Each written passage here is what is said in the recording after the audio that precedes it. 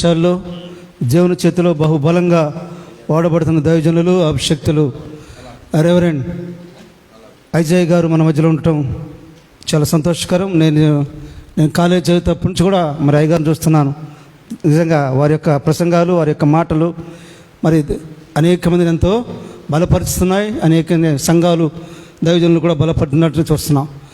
కనుక ఈ సమయంలో వారి వర్తమానం కంటే ముందుగా ప్రార్థన చేసుకుందాం. మారనాథ మినిస్ట్రీస్లో దేవుని సేవ చేస్తున్నట్టు దైవజనులు పల్నాడు దైవ సేవకు వైస్ ప్రెసిడెంట్ గారు వచ్చి ప్రార్థన చేస్తారు.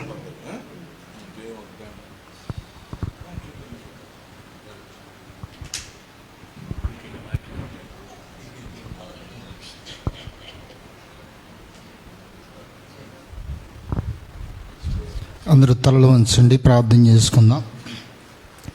పరిశుద్ధుడు అయిన మా తండ్రి, మీకు వందనాలు, స్తోత్రాలు చెల్లిస్తున్నాం. ఈ పగటి వేళ మీ పాద సముఖంలో ఈ విధముగా ఈ పల్నాడు ప్రాంతంలో ఉన్నటువంటి దైవ సేవకుల సహవాసం తరపున ఈరోజు ఈ మందిర ఆవరణంలో మేమందరం కూడుకొని మీ పాద సముఖంలో అంగలార్చడానికి, రోధించడానికి, విజ్ఞాపం చేయడానికి, విన్నపములు చేయడానికి, సంఘాల కొరకు, సమాజం కొరకు నాయననికి స్తోత్రాలు చెల్లిస్తున్నాం. పట్టణం కొరకు, దైవ సేవకులమైనటువంటి మా కుటుంబాల కొరకు నాయననికి వందనాలు. విశ్వాస బృందంలో ఆశీర్వాదాల కొరకు, మేలుల కొరకు, రక్షణ కొరకు, మారు మనసు కొరకు, పశ్చాత్తాపం కొరకు ఈ విధముగా ప్రతి నెల కూడుకోవడానికి చక్కటి అవకాశాన్ని ఇచ్చి నడిపిస్తున్న విధానం బట్టి మిమ్మల్ని స్తుతిస్తున్నా. ఈ మారు దైవ సేవకులు జాన్ వెస్లీ గారి ఆధ్వర్యంలో ఈ మందిర ఆవరణంలో ఈ విధముగా మీ సన్నిధిని అనుభవించడానికి మీరు కూడి వచ్చినటువంటి బిడ్డలందరినీ కూడా, దాసులందరినీ కూడా మీరు దర్శించమని మీ సన్నిధిలో ప్రార్థన చేస్తున్నాం. దైవదాసులు అజయ్ గారిని మా ప్రాంతానికి నడిపించారు, అందులో బట్టి స్తోత్రాలు చెల్లిస్తున్నాం. ఈరోజు సందేశం అందిస్తుండగా ఆత్మీయముగాను ప్రభునికి వందనాలు. సంఘాలు ఎలా బలపరచబడాలో, సంఘాలు ఎలా ఆదరించబడాలో, సంఘంలోనికి, సమాజంలోనికి సభ్యులు అయా ఏ విధముగా కుదుటపడాలో ప్రభు మీరు నేర్పిస్తున్నటువంటి విధానం బట్టి మనం స్తుతిస్తున్నాం. అవి నేర్చుకుని మా సంఘాల్లో గొప్ప ఉజ్జీవము రగిలించబడినట్లు సహాయమని దయచేయండి. ఈ దాసులను అభిషేకించి వాడుకునండి. అధ్యక్షతని నడిపిస్తున్నటువంటి దైవదాసులు యెహోషువ గారిని, వేదికను అలంకరించినటువంటి దైవ సేవకులను, కూడి వచ్చినటువంటి ప్రతి దైవ సేవకుని మీరు దీవించి ఆశీర్వదించి వర్ధిల్లింపజేసి పంపమని, వచ్చినటువంటి వారిని జ్ఞాపకం చేసుకునండి. ఇంకనూ రావలసినటువంటి వారు అనేకులు ఉన్నారు, వారిని సమకూడి త్వరపెట్టి తీసుకురమ్మని యేసయ్య పరిశుద్ధ నామములో అడిగి వేడుకుంటున్నాం మా పరమ తండ్రి, ఆమేన్. మంచిది. ఈ సమయంలో దైవజనులు వర్తమానం అందిస్తుండగా మీ దగ్గర ఉన్నటువంటి సెల్లులన్నీ దయచేసి స్విచ్ ఆఫ్ చేయాలి. దయచేసి ఎవరికి కూడా కదలబాకండి. ఎందుకంటే దైవజనులు వర్తమానం అందిస్తుండగా దేవుని స్వరాన్ని మనం వినిస్తుండగా, దేవుని అభిషేకము, దేవుని ఆత్మ మన మధ్యలో సంచారం చేస్తుండగా ప్రతి ఒక్కరు కూడా ఆసక్తి కలిగి దేవుని ఒక వాక్యం వినటానికి సిద్ధపడదాం. ఈ సమయంలో మన మధ్యలో రెవరెండ్ జి అజయ్ గారు దేవునికి ప్రసంగం అందిస్తుండగా, వారిని ఆహ్వానిస్తుండగా మనం అందరూ కూడా చప్పట్లు కొడదాం. డాక్టర్ రెవరెండ్ జి అజయ్ గారిని ఆహ్వానిద్దాం.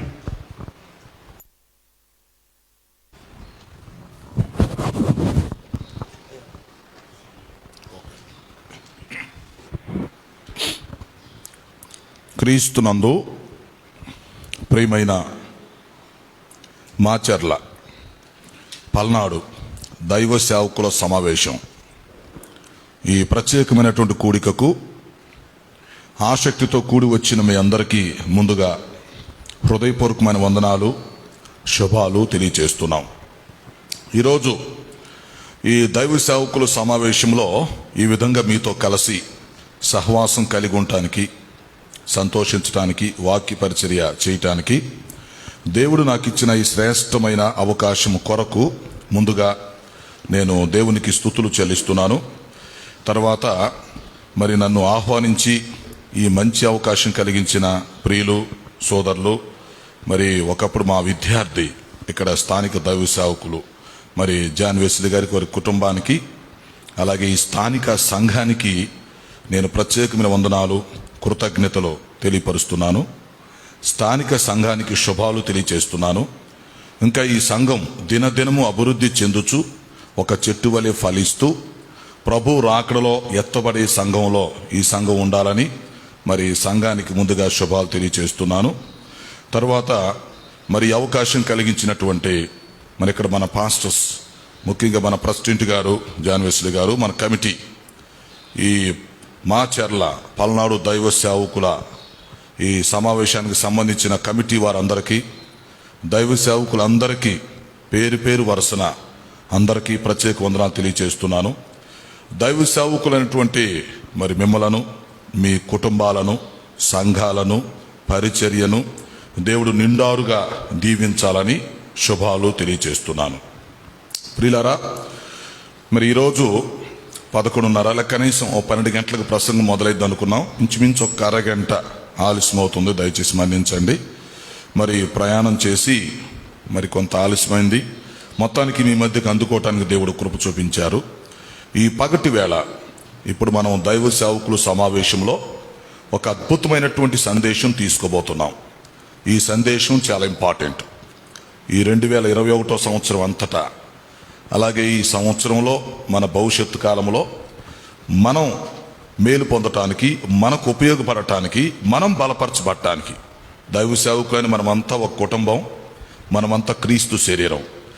కాబట్టి దైవ సేవకులైనటువంటి మనము బలపరచబడటానికి ఒక అద్భుతమైన సందేశాన్ని తీసుకుంటాం ఈ పగలో.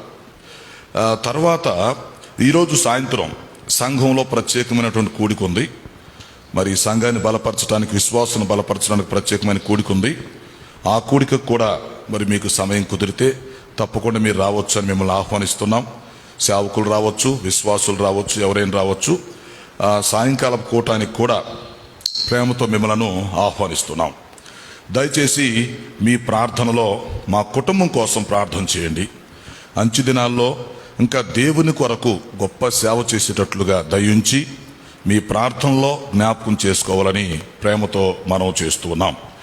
ఈ అంచు దినాల్లో మరి బాగా సువార్త ప్రకటించాలి, సంఘాలను బలపరచాలి, అనేక మంది శిష్యులను తయారు చేయాలి. కాబట్టి మీ ప్రార్థనలో జ్ఞాపకం చేసుకోవాలని మనం చేస్తున్నాము. మన ఈ పల్నాడు ప్రాంతంలో ఇంచుమించు ఒక 12 మండలాలు ఉన్నాయి ఈ ఏరియాలో. ప్రాంతంలో ప్రతి పట్టణంలో కూడా రాకడ సువార్త సభలు పెట్టాలని ఒక ఆలోచన, 1-2 రోజులు. దీనికి సంఘ భేదం లేదు, సార్వత్రిక సంఘం. ప్రపంచంలో ఉన్న క్రైస్తవులందరినీ, ముఖ్యంగా మన పల్నాడు ప్రాంతంలో గొప్ప ఉద్యమం తీసుకురావడానికి ఒకవైపు పల్నాడు సువార్త దండయాత్ర, మరొక వైపు పల్నాడు సువార్త సభలో ఒక్కొక్క పట్టణంలో 1-2 రోజులు అట్లా రాకడ సువార్త ప్రకటించాలని ఆలోచన ఉంది. దైవ సేవకులు ఒకవేళ మీరే మీ సంఘం తరపున పెట్టమన్నా పెడతాం, పర్వాలేదు. ఎందుకంటే ఇక్కడ సంఘ భేదం లేదు కనుక. పైగా మేము చేసే వర్క్ సార్వత్రిక సంఘం తరపున, ఇందులో ఎవరికి వ్యతిరేకం లేదు, ఎవరికి ఇబ్బంది లేదు. అసలు మేము ఉందే మిమ్మల్ని బలపరచడానికి, దైవ సేవకులైనటువంటి మిమ్మల్ని బలపరచడానికి, మీ సంఘాలను బలపరచడానికి మేము ఉన్నాం. కాబట్టి మీరు మమ్మల్ని ఉపయోగించుకోవచ్చు. అలాగే సభలు పెడతాం. అలాగే ప్రభు చిత్తమైతే బైబిల్ క్లాసులు కూడా నిర్వహించాలన్నటువంటి ఆలోచన ఉంది. ఈ పల్నాడు ప్రాంతంలో ఇంట్రెస్ట్ కలిగినటువంటి వాళ్ళు, సేవకులు కావచ్చు, యవనస్తులు కావచ్చు, విశ్వాసులు కావచ్చు, వారు సువార్త ప్రకటిస్తాము అంటే, దేవుని సేవ చేస్తామంటే, దైవ సేవకులని మీకు హెల్ప్ఫుల్గా ఎవరైనా ఉంటే చక్కగా వారికి ఇంకా లోతుగా ఆ వాక్యం నేర్పించి వారికి తరిఫిద్యాలనే ఆలోచన కూడా ఉంది. కనుక ఈ 3 విషయాలు పల్నాడు ప్రాంతం పట్ల మీరు ప్రార్థన చేయండి. పల్నాడు సువార్త దండయాత్ర, పల్నాడులో సువార్త సభలో, పల్నాడులో బైబిల్ క్లాసులు.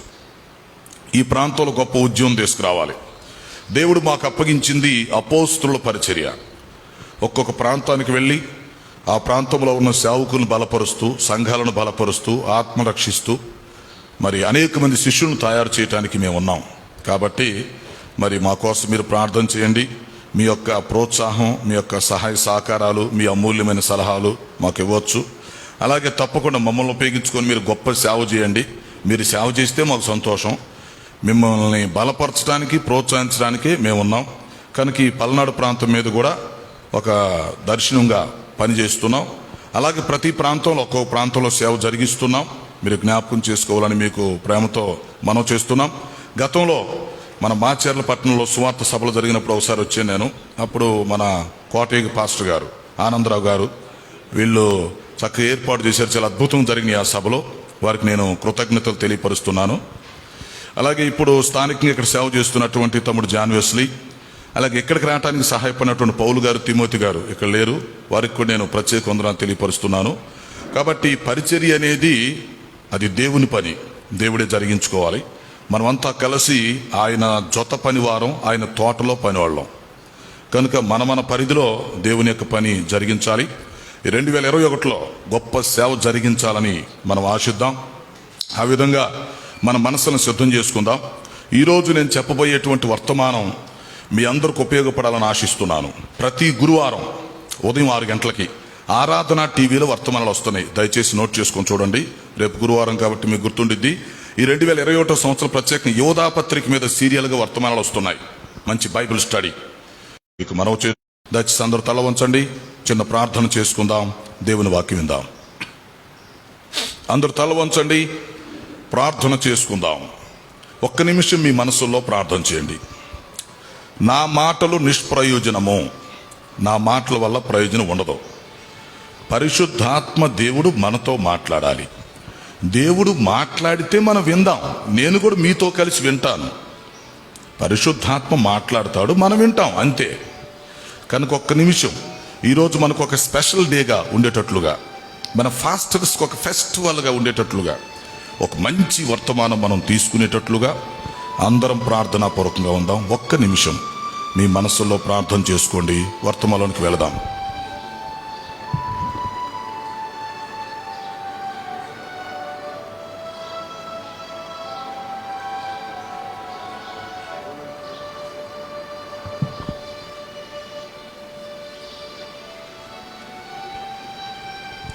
ప్రార్థన.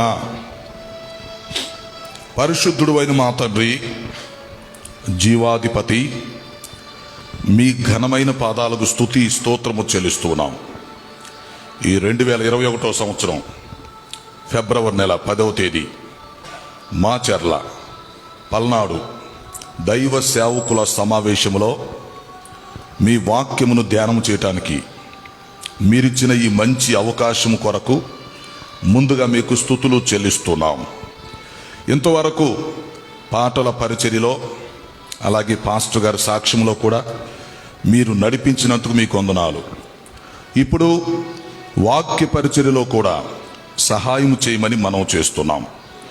ఈ సమయంలో దైవ సేవకుడు దేవునిపై ఆధారపడుట, ఈ అంశమును మేము ధ్యానం చేయబోతుండగా మీరు బోధకులై మాకు బోధ చేయమని మనం చేస్తున్నాం. అల్పుడను మీ దాసుడైన నన్ను బలపరిచి వాడుకోండి. ఇక్కడ స్థానికంగా సేవ చేస్తున్న మీ దాసుని కుటుంబమును, సంఘమును, పరిచర్యను దీవించమని మనం చేస్తున్నాం. అలాగే వచ్చిన ప్రియ దైవ సేవకులను, వారి కుటుంబాలను, సంఘాలను, పరిచర్యను దీవించమని మనం చేస్తున్నాం.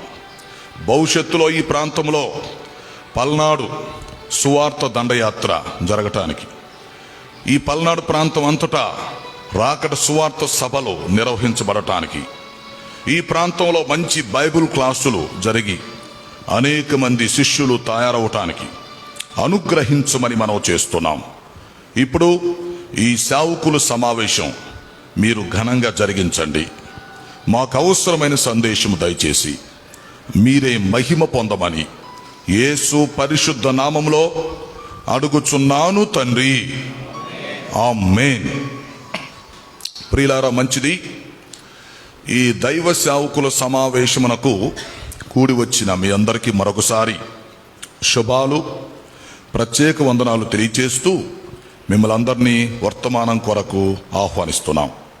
రండి, మనము దేవుని వాక్యము లోపలకు వెళ్ళి దేవుని వాక్యాన్ని ధ్యానం చేద్దాం. ఈరోజు మనము ధ్యానం చేయబోతున్న అంశం గుర్తుంచుకోండి. దైవ సేవకుడు దేవునిపై ఆధారపడుట. దైవ సేవకుడు ఏ విధంగా దేవునిపై ఆధారపడాలో, ఏ విధంగా మనం దేవుని సేవ చేస్తే మన సేవ ఫలిస్తుందో, ఏ విధంగా మనం ఉద్యోగంగా ఉండగలమో, ఇతరులను ఉద్యోగపరచగలమో, ఏ విధంగా మన సంఘాలు కట్టుకోవాలో, ఏ విధంగా మనం పరిచర్య చేయాలో, ఏ విధంగా దేవుణ్ణి మనం సంతోషపరచి మంచి బహుమానం తెచ్చుకోవాలో, ఏ విధంగా ఈ లోకములో మనం మంచి పేరు తెచ్చుకోవాలో, ఎలాగా గొప్ప సేవ జరిగించాలో ఈరోజు వర్తమానంలో మనం వినబోతున్నాం. దేవుని వాక్యం కొరకు మన మనసులను సిద్ధం చేద్దాం. నాకు ఒక అలవాటు ఉంది. వాక్య పరిచర్య మొదలు పెడితే బయట విషయాలు చెప్పను. బయట విషయాలు చెప్పటం నాకు ఇష్టం ఉండదు. నేను ఎప్పుడు కూడా వాక్యానికి న్యాయం చేయాలి అనుకుంటాను. వాక్యం చెప్పినప్పుడు నేను ఏం ఆలోచిస్తానంటే, 1, దేవునికి మహిమ రావాలి. 2, సంఘము క్షేమాభివృద్ధి పొందాలి. 3, నశించిపోతున్న ఆత్మలు రక్షించబడాలి. 4, చెప్పే నాకు వినే మీకు మనందరికి దేవుని ఆశీర్వాదం కావాలి. ఇలాంటి ఉద్దేశాలతో ఉంటేనే ఆ ప్రసంగం హితబోధ అవుతుంది, మిగిలింది దుర్బోధే అవుతుంది. మనం ఎప్పుడు కూడా హితబోధ, ఆరోగ్యకరమైనటువంటి బోధ చేసేవారిగా ఉండాలి. మనం సంఘాల్లో చెప్పినా, పాస్టర్స్ మీటింగ్లో చెప్పినా, బహిరంగ సభల్లో చెప్పినా మనము చెప్పేది హితబోధ అయి ఉండాలి, ఆరోగ్యకరమైన బోధ అయి ఉండాలి. హితబోధ అంటే ఏమిటి? హితబోధ యొక్క లక్షణాలు ఏమిటి? ఒక దైవ సేవకుడు నిలబడి వాక్యం చెప్తున్నాడు, ఓకే, అది హితబోధని ఎలా చెప్పగలం? అది హితబోధని ఎలా గుర్తిస్తాం? హితబోధ అన్నప్పుడు దానికి కొన్ని లక్షణాలు ఉంటాయి. హితబోధ అంటే ఆయన ఏ బోధ చెప్పినా, ఏ ప్రసంగం చెప్పినా దేవుడికి మహిమ తేవాలి. దేవుడికి మహిమ వస్తే అది హితబోధ అవుతుంది. దేవునికి మహిమ తేనిది హితబోధ కాదు. 2వది, హితబోధ ఎలా అవుతుంది? నశించిపోతున్న ఆత్మలు అక్కడ రక్షించబడాలి, దైవ సేవకులు మేలు పొందాలి, సంఘాలు క్షేమాభివృద్ధి పొందాలి, వినేవారికి మేలు జరగాలి, చెప్పే వ్యక్తికి కూడా దేవుని దీవెన వచ్చేటట్లుగా ఉండాలి. ఇలాంటి విషయాలు, ఇలాంటి లక్షణాలు అక్కడ కనిపించినప్పుడు అది హితబోధ అవుతుంది. కాబట్టి ఎప్పుడు కూడా హితబోధ చెప్పేవారిగా ఈ దేవుని సేవకులుగా మనం తయారవ్వాలి. అంతేకాదు, పేతురు రాసిన మొదటి పత్రిక 4:11 చెప్పినట్టు మైక్ ఎందుకు ఎక్కడిస్తున్నారా? పేతురు రాసిన మొదటి పత్రిక 4:11 చెప్పినట్లుగా దైవ సేవకుడు వాక్యం చెప్తే ఎలాగుండాలంటే, ఒకడు దేవుని యొక్క వాక్యం చెప్తే అది ఎలా ఉండాలి? దేవోక్తులు ఒకడు చెప్పినట్టుగా ఉండాలి. అది చెత్తా చెదారం చెప్పకూడదు, బయట విషయాలు చెప్పకూడదు. ఒక వ్యక్తి వాక్యం చెప్తున్నాడంటే దేవోక్తులు చెప్పినట్టుగా ఉండాలి. అంటే దేవుడే మాట్లాడుతున్నాడు అనిపించాలి, పరిశుద్ధాత్మ అక్కడ ఉన్నాడు అనిపించాలి. దైవ సేవకులు ఎవరైనా సరే నిలబడి మాట్లాడుతున్నప్పుడు ఏమనుకోవాలంటే, మనం దేవుని నోరుగా భావించుకోవాలి. మనమే దేవుని నోరు. దేవుడు స్వయంగా ఇక్కడ లేడు కాబట్టి, దేవుడు సాక్షాత్తు మనతో మాట్లాడాడు గనక బహిరంగంగా ఆ లెక్కకొస్తే దేవుని చూస్తే మనం చనిపోతాం. కనుక దైవ సేవకుడు దేవుని ప్రతినిధిగా మాట్లాడగలగాలి. దేవుని యొక్క నోరులాగా ఉండి దేవుని యొక్క స్థానంలో నిలబడ్డాను అనేటువంటి సెన్స్ కలిగి మాట్లాడాలి. కానీ ఈ రోజుల్లో మనం ఆ బహిరంగ సభల్లో చూస్తూ ఉంటే, లేకపోతే ఆ సంఘాల్లో, లేక యూట్యూబుల్లో, ఆ చర్చా వేదికల్లో అవన్నీ చూస్తూ ఉంటే మనుషులు వాళ్ళు అసలు దేవుని సేవకులు అన్న సంగతి మర్చిపోయి మాట్లాడుతుంటారు. కనీసం మనం దేవుని స్థానంలో నిలబడ్డాం, ఈ స్థానానికి న్యాయం చేయాలి అనేటువంటి ఆలోచన కూడా మర్చిపోయిన పరిస్థితి మనం చూస్తున్నాం. అలా ఉండకూడదు. దైవ సేవకుడు ఎప్పుడు ఎక్కడ నిలబడినా, దేవుని వాక్యం చెప్పినా అది దేవోక్తి చెప్పినట్టుగా ఉండాలి. దైవ సేవకుడు దేవోక్తులు చెప్పినట్టుగా మనుషులతో మాట్లాడాలి. పరిశుద్ధాత్మ దేవుడు కార్యం చేయాలి. సో ప్రియమైన దైవ సేవకులారా, సంతోషం, కొంత సమయం మీతో గడపటం, మీతో సంతోషించడం, మిమ్మల్ని బలపరచటం, ఇది దేవుడు నాకు ఇచ్చిన అవకాశంగా భావిస్తున్నాను. దేవుడు ఈ 2020వ సంవత్సరం అంతా మనల్ని కాపాడాడు. ఈ కరోనా వైరస్ బారి నుంచి మనల్ని కాపాడి సజీవు లెక్కలో ఉంచి కృపాక్షేమాలు మన వెంట ఉంచి 2021వ సంవత్సరాన్ని దయాకిరీటముగా మనకు ధరింపచేయటం జరిగింది. దేవునికి స్తోత్రం. అంతేకాదు, ఈ నూతన సంవత్సరంలో ఇప్పటికీ ఒక 40 రోజులు ముగించుకోవటం కూడా జరిగింది. మన ముందు ఇంకా నూతన సంవత్సరం నడుస్తూ ఉంది, గడుస్తూ ఉంది. అయితే ఈ 2021లో మనం ఎలా సేవ చేయాలి? మన ముందు భవిష్యత్తులో మనం ఎలా సేవ చేయాలి? ప్రపంచంలో సంవత్సరానికి ఒక పేరు పెడుతుంటారు. 2020వ సంవత్సరం పేరేంటంటే సహవాస సంవత్సరం. అది 2020 పేరు సహవాస సంవత్సరం.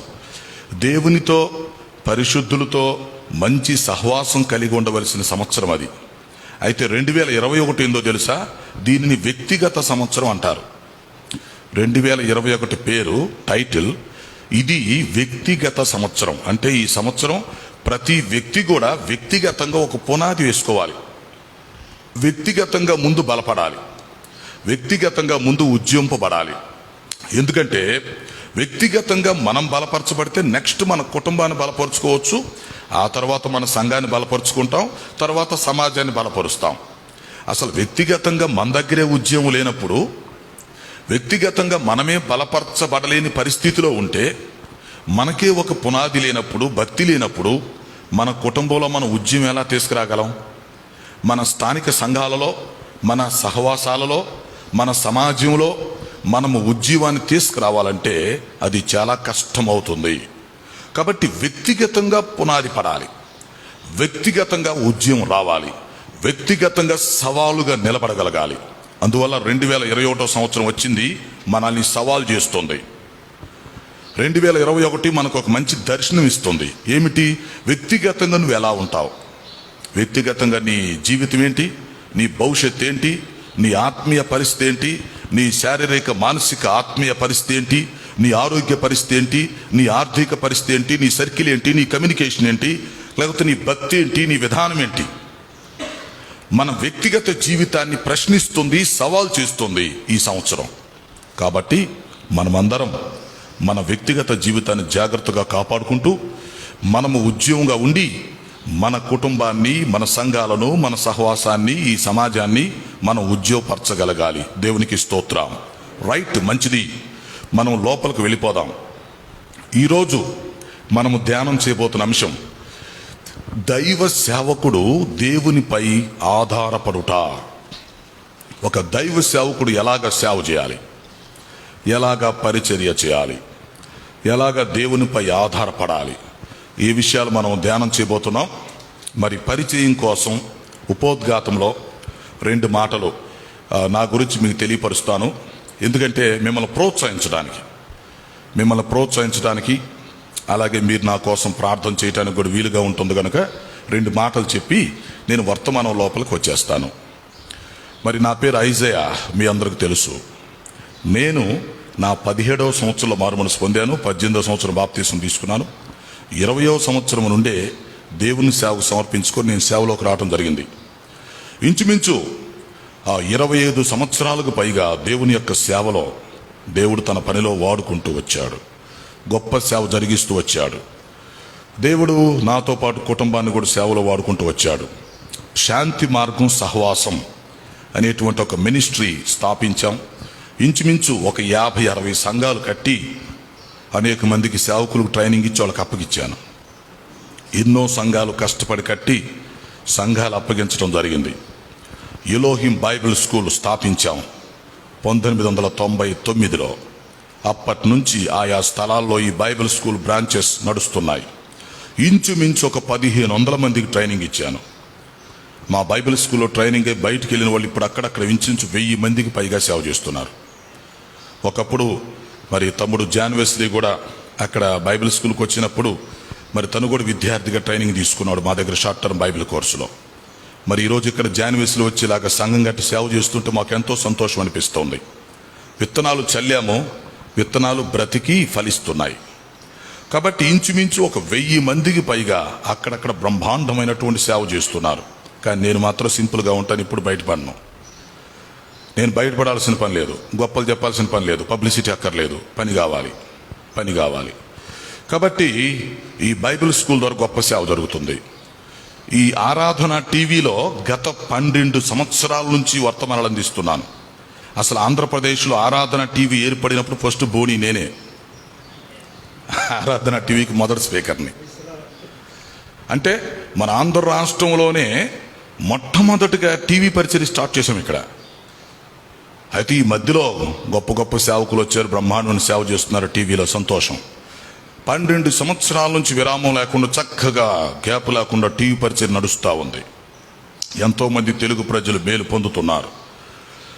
ఇక సువార్త విషయానికి వస్తే నేను సేవలోకి వచ్చిన తర్వాత ఇంచుమించు 3000 గ్రామాల్లో సువార్త చేశాను. ప్రతి గ్రామానికి వెళ్ళి ఇంటింట పత్రికలు ఇచ్చి, మన పల్నాడు ప్రాంతం అందులో చిన్న భాగం, అటు శ్రీకాకుళం జిల్లా, ఇటు విజయనగరం జిల్లా, ఇటు శ్రీకాళహస్తి తిరుపతి ప్రాంతంలో, అటు మహబూబ్ నగర్ జిల్లా, ఎక్కడెక్కడైతే సువార్త అవసరం ఉందో అక్కడ నాతో పాటు టీముని తీసుకొని వెళ్ళి దాదాపు 3000 గ్రామాలకు పైగానే సువార్త ప్రకటించాం.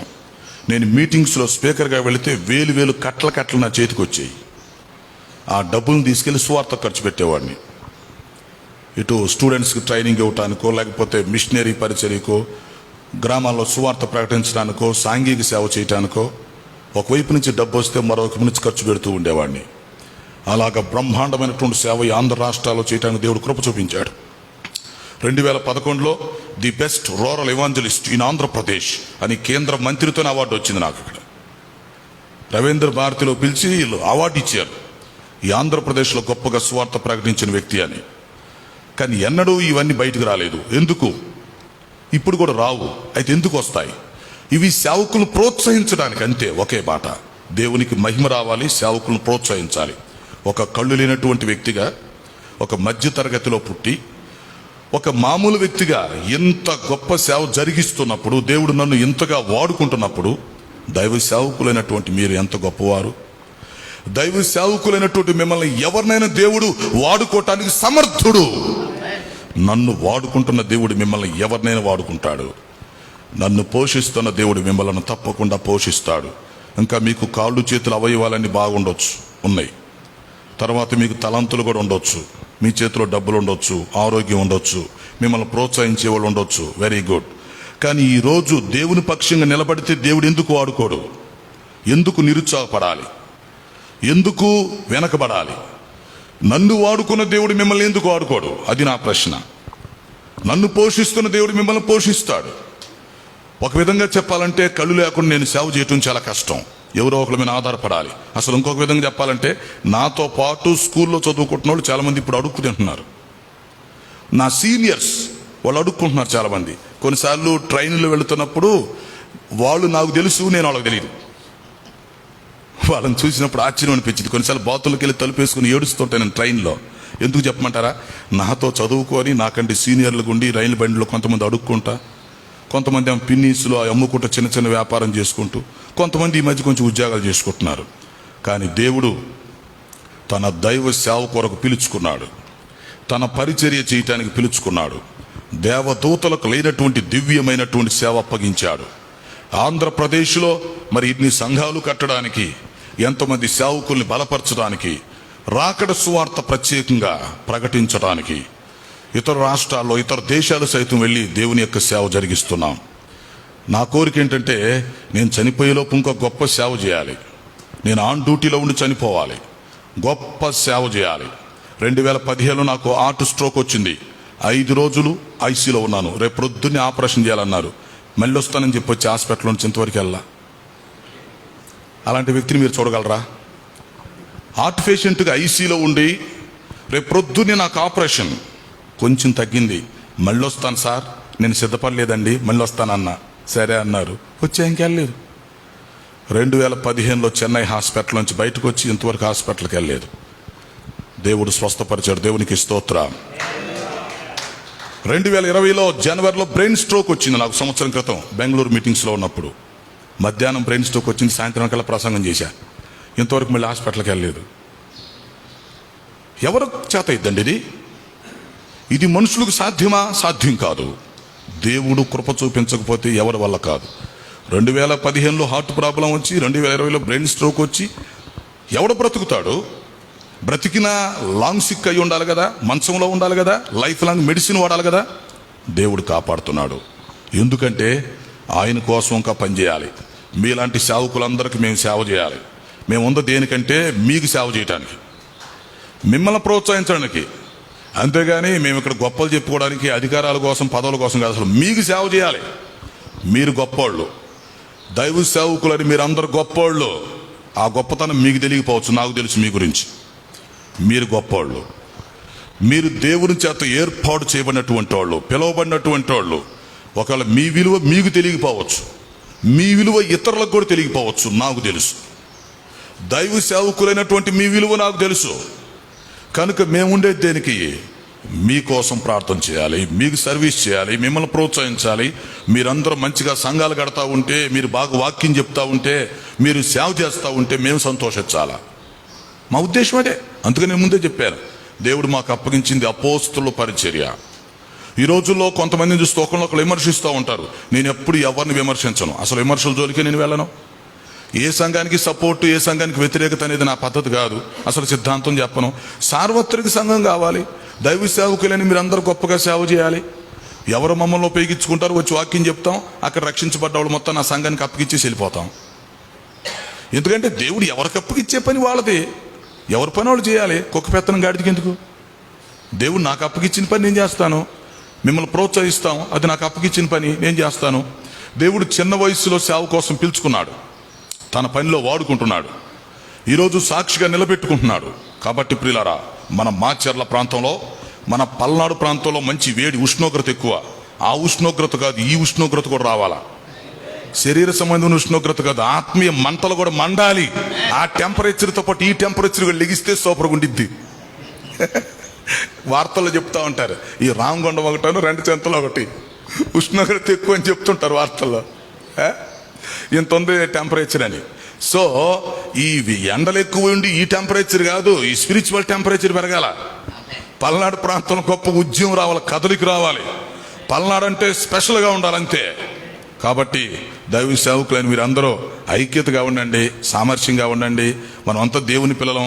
ఏదో చిన్న చిన్న సమస్యలు సంఘాల్లో వస్తూ ఉంటే, బయట వస్తూ ఉంటే ఏని సహజం, వాటిని పట్టించుకోకుండా ముందుకు వెళ్ళిపోతూ ఉంటామే. కనుక దేవుడు మనకు అప్పగిచ్చిన పని చేసుకుంటూ ప్రభువు అక్కడ వచ్చే లోపు ఎత్తబడే సంఘంలో మనం ఉండేటట్టుగా చూసుకోవాలి. బలానమ్మకమైన మంచి దాసుడా, బలానమ్మకమైన మంచి దాసురాలా అని ఆయన చేత మనం పిలిపించుకునేటట్టుగా, మంచి సాక్ష్యం పొందుకునేటట్లుగా, మంచి బహుమానం తీసుకునేటట్టుగా ఉండాలి. ఆ విధంగా మన జీవితాలను కట్టుకొని మంచి పునాది వేసుకొని ముందుకు వెళ్తూ ఉండాలి.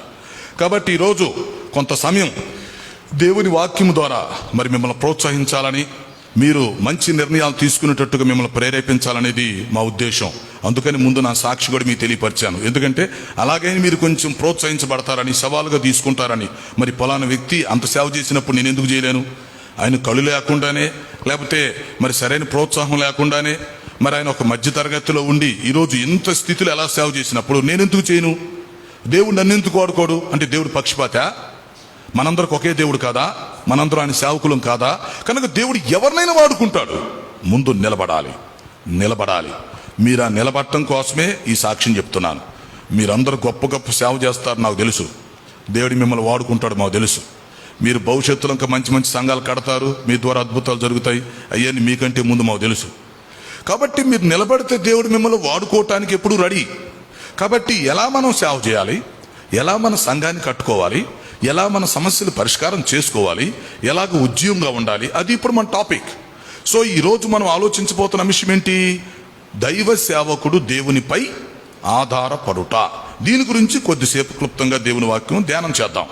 సో యెషయా గ్రంథంలో 26:3, యెషయా గ్రంథము 26:3లో అక్కడ ఏమి చెప్పబడిందో చూడండి. ఎవని మనస్సు నీ మీద ఆనుకొనునో, బాగా అర్థం చేసుకోవాలి, వెరీ ఇంపార్టెంట్. ఎవని మనస్సు నీ మీద ఆనుకొనునో వానిని నీవు పూర్ణ శాంతి గలవానిగా కాపాడుదువు. ఏలియనగా అతడు నీ యందు నమ్మిక ఉంచి ఉన్నాడు. ఇక్కడ ఎవని మనస్సు అనే దగ్గర బ్రాకెట్లో నా పేరు నేను పెట్టుకోవచ్చు, మీ పేరు మీరు పెట్టుకోవచ్చు వ్యక్తిగతంగా. ఎవని మనస్సు నీ మీద ఆనుకొనునో, లేక ఎవని మనస్సు దేవుని మీద ఆనుకొనునో దేవుడు వానిని పూర్ణ శాంతి గలవానిగా కాపాడుతాడు. ఏలియనగా ఆ వ్యక్తి నీ యందు నమ్మిక ఉంచి ఉన్నాడు. కాబట్టి ప్రియమైన వారలారా, దైవ సేవకులైనటువంటి మనము ముందు దేవుని మీద ఆనుకోవటం నేర్చుకోవాలి. అది ఇంపార్టెంట్. అన్నిటికంటే మన మనస్సు దేవుని మీద ఆనుకోవాలి. మనం ఎప్పుడైతే దేవుని సేవలోకి వచ్చామో, ఎప్పుడైతే దేవుడు మనల్ని పిలుచుకున్నాడో, లేక ఎప్పుడైతే సేవ కోసం మనం సమర్పించుకున్నామో, మనలో కొంతమంది పాస్టర్లు ఉండొచ్చు, కొంతమంది సువార్థికులు ఉండొచ్చు, కొంతమంది బైబిల్ టీచర్లు ఉండొచ్చు, స్పీకర్లు ఉండొచ్చు, మిషనరీలు ఉండొచ్చు. ఓకే, ఉండనివ్వండి. ఎవరి దర్శనం వారిది, ఎవరి పిలుపు వాళ్ళది. ఇప్పుడు అందరూ సంఘ కాపరులుగా ఉండలేరు. కొంతమందిని దేవుడు సంఘ కాపరులుగా పిలుచుకుంటాడు, వారి చేతికి సంఘాలు అప్పగిస్తాడు. కొంతమంది ఏమన్నా సువార్థికులుగా ఉండి సువార్త ప్రకటిస్తూ ఉంటారు. కొంతమందిని దేవుడు మంచి పబ్లిక్లో స్పీకర్స్గా ఎన్నుకుంటుంటాడు, వారి ద్వారా గొప్ప ఉద్యమం తీసుకొస్తాడు. కొంతమంది దేవుడు పంపిస్తే దూర దూర ప్రాంతాలకి, నూతన ప్రాంతాలకి మిషనరీస్గా వెళ్ళి గొప్ప గొప్ప సేవ చేస్తారు. మరి కొంతమంది బైబిల్ స్కూల్ పెట్టుకొని బైబిల్ స్కూల్ టీచర్స్గా, డైరెక్టర్స్గా ఉండి ఆ బైబిల్ స్కూల్ నడిపిస్తుంటారు. కొంతమంది సంస్థలు పెడుతుంటారు, సహవాసాలు పెడుతుంటారు, కమిటీలు నడిపిస్తుంటారు. Very good. ఇటు సువార్త సేవ జరుగుతూ ఉండిద్ది, అటు సాంఘిక సేవ జరుగుతూ ఉండిద్ది, జరగనివ్వండి. కానీ ఇక్కడ పాయింట్ ఏంటంటే, దేవుడు మనల్ని పిలుచుకున్న తర్వాత, మనం ఆయన సేవకు సమర్పించుకున్న తర్వాత, దేవుడు మనల్ని పిలుచుకుంటాడు, మనం సమర్పించుకుంటాం. ఈ రెండు అయిపోతాయి. అటు దేవుని పిలుపు, ఇటు మన సమర్పణ, ఈ రెండు కలుస్తాయి. ఆ తర్వాత దేవుడు మనకి ఏ పని అప్పగిస్తాడో ఆ పని మనం చేస్తాం. ఓకే. అయితే ఇందులో ఉండాల్సినటువంటి ఒక ముఖ్యమైన గుణం ఏంటంటే, గుణం మన మనస్సు దేవుని మీద ఆనుకునే గుణం ఉండాలి. అది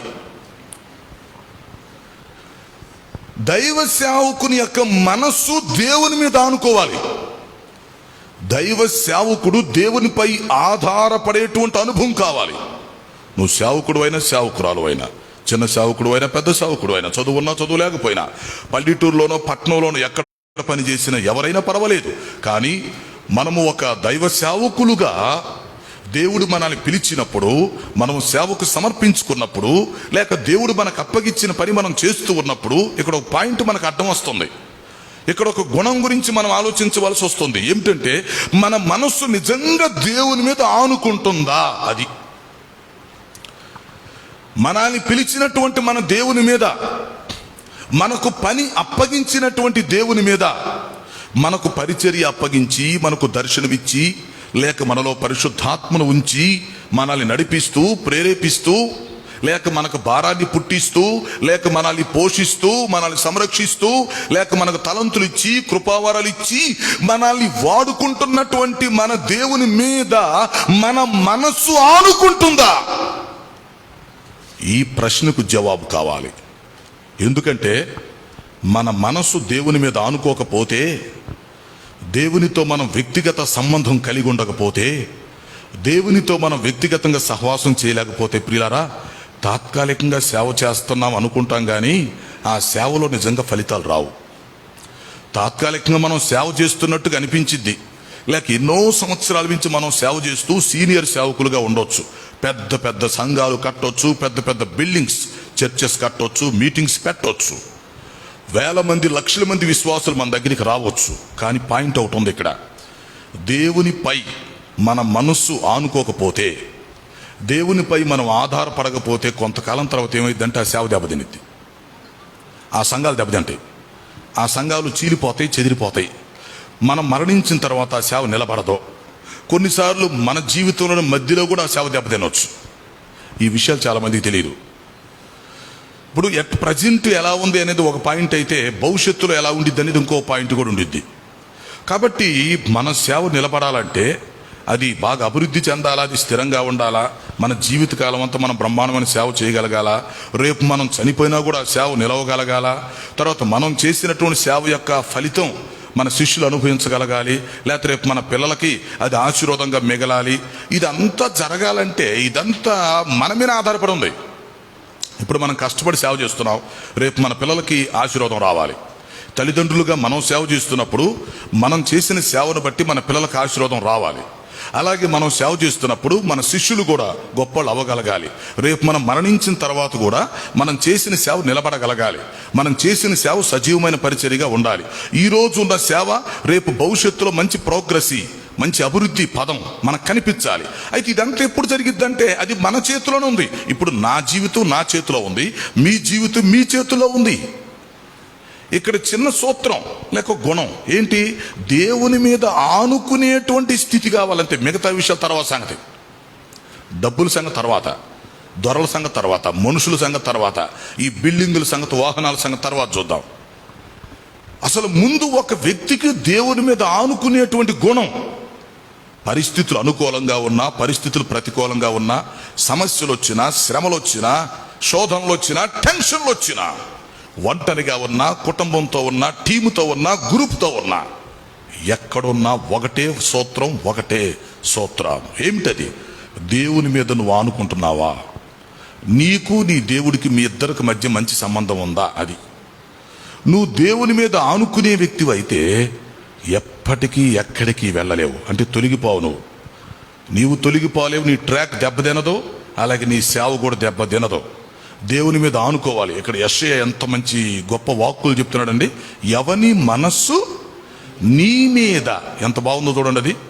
ఎవని మనస్సు, ఎవరంటే ఎక్స్=, ఎవరైనా కావచ్చు, నేను కావచ్చు, మీరు కావచ్చు, ప్రపంచంలో ఎవరైనా కావచ్చు. ఎవరు అంటే ఎక్స్=, ఎవని మనస్సు నీ మీద ఆనుకొనును అంటే దేవుని మీద. ఎవని మనస్సు అయితే దేవుని మీద ఆనుకుంటో దేవుడు వానిని పూర్ణ శాంతి గలవానిగా కాపాడతాడు. అంటే మనం దేవుని మీద ఆనుకున్నప్పుడు ఏం జరిగిద్దంటే, ముందు మనకి పూర్ణ శాంతినిస్తాడు, మనశ్శాంతినిస్తాడు. రెండవది లైఫ్లో మనకు ఫుల్ సెక్యూరిటీ ఇస్తాడు. మధ్యలో నువ్వు జావో, నీ జబ్బు వచ్చినా జావు, యాక్సిడెంట్ వచ్చినా జావో.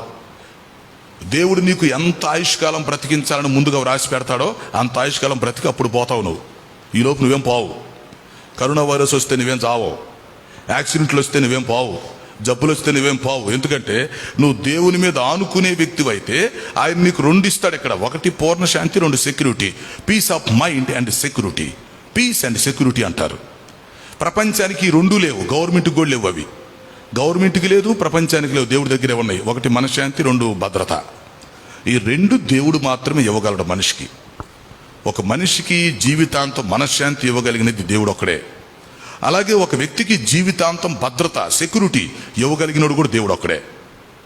కాబట్టి దేవుడు ఎవరికి ఇస్తాడు ఈ పూర్ణ శాంతిని, లేక ఈ భద్రత ఎవరికి ఇస్తాడంటే ఆయన మీద ఆనుకోవాలి. అది ఈ ప్రపంచం మొత్తాన్ని దేవుడు ఫిల్టర్ చేస్తాడు. 800 కోట్ల మంది ప్రజల్ని దేవుడు ఫిల్టర్ చేసి పడేస్తాడు. ఏంటంటే ఈ బ్యాచ్లో, ఈ మానవ జాతి మొత్తంలో నా మీద ఆనుకునే వాళ్ళు ఎంతమంది, ఆనుకునే వాళ్ళు ఎంతమంది. ఈ ప్రపంచంలో 800 కోట్ల మంది ప్రజలు నివసిస్తున్నారండి ఈ మానవ జాతి. కాబట్టి ఇప్పుడు దేవుడు ఏం చేస్తాడు, ఫిల్టర్ చేస్తాడు. దేవుడు కూడా ఆలోచించుకుంటాడు, ఇంతమంది జనాభాని నేను సృష్టించానే, వీళ్ళంతా నా పిల్లలే, వీళ్ళందరికీ నేనే మానవ జన్మనిచ్చాను, నేనే సృష్టికర్తని, నేనే దేవుడిని. బాగానే ఉంది పాయింట్. కానీ వీరిలో నా మీద ఆనుకునే వాళ్ళు ఎంతమంది, నాతో కనెక్షన్ పెట్టుకునే వాళ్ళు ఎంతమంది, నాతో సహవాసం చేసేవాళ్ళు ఎంతమంది, నాకు ప్రార్థన చేసేవాళ్ళు ఎంతమంది, నన్ను ఆరాధించేవాళ్ళు ఎంతమంది, నిజంగా నా చిత్తం జరిగించేవాళ్ళు ఎంతమంది అని దేవుడు మానవ జాతి మొత్తంలో నుంచి తన మీద ఆనుకునే వారి గురించి ఆలోచిస్తాడు. ఆయన గుర్తుపెట్టుకోండి. అందులో సేవకులు కొంతమంది ఉండొచ్చు, విశ్వాసులు ఉండొచ్చు, నాయకులు ఉండొచ్చు, ఎవరైనా ఉండొచ్చు. ముందు దేవుని మీద ఎవరైతే ఆనుకుంటారో ఆ దేవుని మీద ఆనుకునే వారికి ఆయన ఏమిస్తాడంటే పూర్ణ శాంతినిచ్చి కాపాడతాడు. అంటే ఒకటి, వాళ్ళకి మనశ్శాంతిని ఇస్తాడు. ముందు పరిస్థితులు అనుకూలంగా ఉన్నా, పరిస్థితులు ప్రతికూలంగా ఉన్నా మనశ్శాంతిని ఇస్తాడు. రెండవది కాపాడతాడు. అంటే లైఫ్ సెక్యూరిటీ అని, లైఫ్ కేర్. నీ జీవితకాలం మొత్తం కాపాడతాడు. నువ్వు చావో, ఎన్ని సంవత్సరాలు బ్రతకాలని దేవుని యొక్క ప్రణాళికలో ఉంటుందో అన్ని సంవత్సరాలు నువ్వు బ్రతికినాకే పోతావు. అంత తేలిక నువ్వేం బావు. అర్థమైందా? దేవుని మీద ఆనుకునే వాళ్ళు ఎవరయ్యా, దేవుని చేతిలో ఉంటారు వాళ్ళు. మరి దేవుని చేతిలో ఉన్నవానికి దేవుని ఆత్మ ఉంటాడు. దేవుని చేతిలో ఉన్న వారిలో పరిశుద్ధాత్మ నివసిస్తాడు. ఒక వ్యక్తి దేవుని మీద ఆనుకుంటున్నప్పుడు ఆటోమేటిక్గా ఆ వ్యక్తి పరిశుద్ధాత్మని వరాన్ని పొందుకుంటాడు. ఆ వ్యక్తిలో పరిశుద్ధాత్మ దేవుడు నివసిస్తూ అతను నడిపిస్తాడు. ఎస్, ఒక వ్యక్తి దేవుని మీద ఆనుకున్నప్పుడు ఏం జరుగుతుంది, ఆటోమేటిక్గా దేవుడే అతనికి పూర్ణ శాంతిని, మనశ్శాంతిని ఇస్తాడంతే. ఒక వ్యక్తి దేవుని మీద ఆనుకున్నప్పుడు ఏం జరుగుతుంది, దేవుడే భద్రత కల్పిస్తాడు, దేవుడే పోషిస్తాడు అంతే. దేవుడే నిన్ను, నీ కుటుంబాన్ని పోషిస్తాడు. దేవుడే నీ జీవితకాలం అంతా నీకు ఆయుష్ పొడిగించి నీకు భద్రత ఇస్తాడు. దేవుడే నీకు కావలసిన ఏర్పాట్లు మొత్తం చేస్తాడు. కానీ మనం దేవుని మీద ఆనుకుంటున్నామా, అదొక్కటి ఆలోచించుకోవాలి.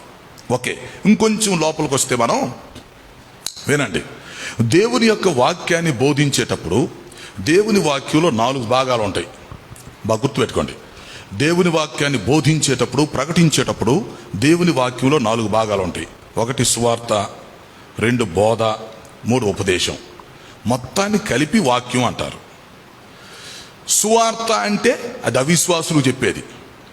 అవిశ్వాసులను రక్షించడం కోసం, అవిశ్వాసులు విశ్వాసులుగా మార్చే దానికోసం, లేక ఈ లోకస్తులుగా ఉన్నవారిని, అన్యులుగా ఉన్నవారిని సంఘంలోకి నడిపించే దానికోసం చెప్పేది సువార్త. అది వాక్యంలో ఒక భాగం, ఫస్ట్ పార్ట్ అది. రెండవది వాక్యంలో రెండో బోధ ఏంటంటే, రెండోది బోధ. బోధ అంటే ఏంటి, సంఘంలో వారికి విశ్వాసులకు చెప్పేది బోధ. మూడవది ఉంది, ఇది ఉపదేశం. ఇదేంటి, ఇది సేవకులకి నాయకులకు చెప్పేది ఉపదేశం. 3 కలిపి వాక్యమే. కానీ వాక్యము విభజించి చెప్పటం కుదరాలి. అవిశ్వాసులను విశ్వాసులుగా మార్చేది సువార్త. విశ్వాసంలో ఆత్మీయ జీవితంలో స్థిరంగా ఉండేటట్టుగా, సంఘములో స్థిరంగా ఉండేటట్టుగా చేసేది బోధ. బోధ ద్వారా సంఘం స్థిరపరచబడిద్ది, విశ్వాసులు స్థిరపరచబడతారు.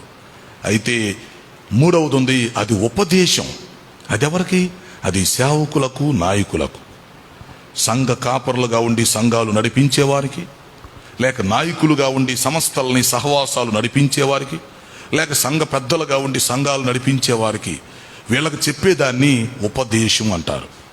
కాబట్టి సువార్త చెప్పడం చేతవ్వాలి, బోధ చెప్పడం చేతవ్వాలి, ఉపదేశం చేయటం కూడా చేతవ్వాలి.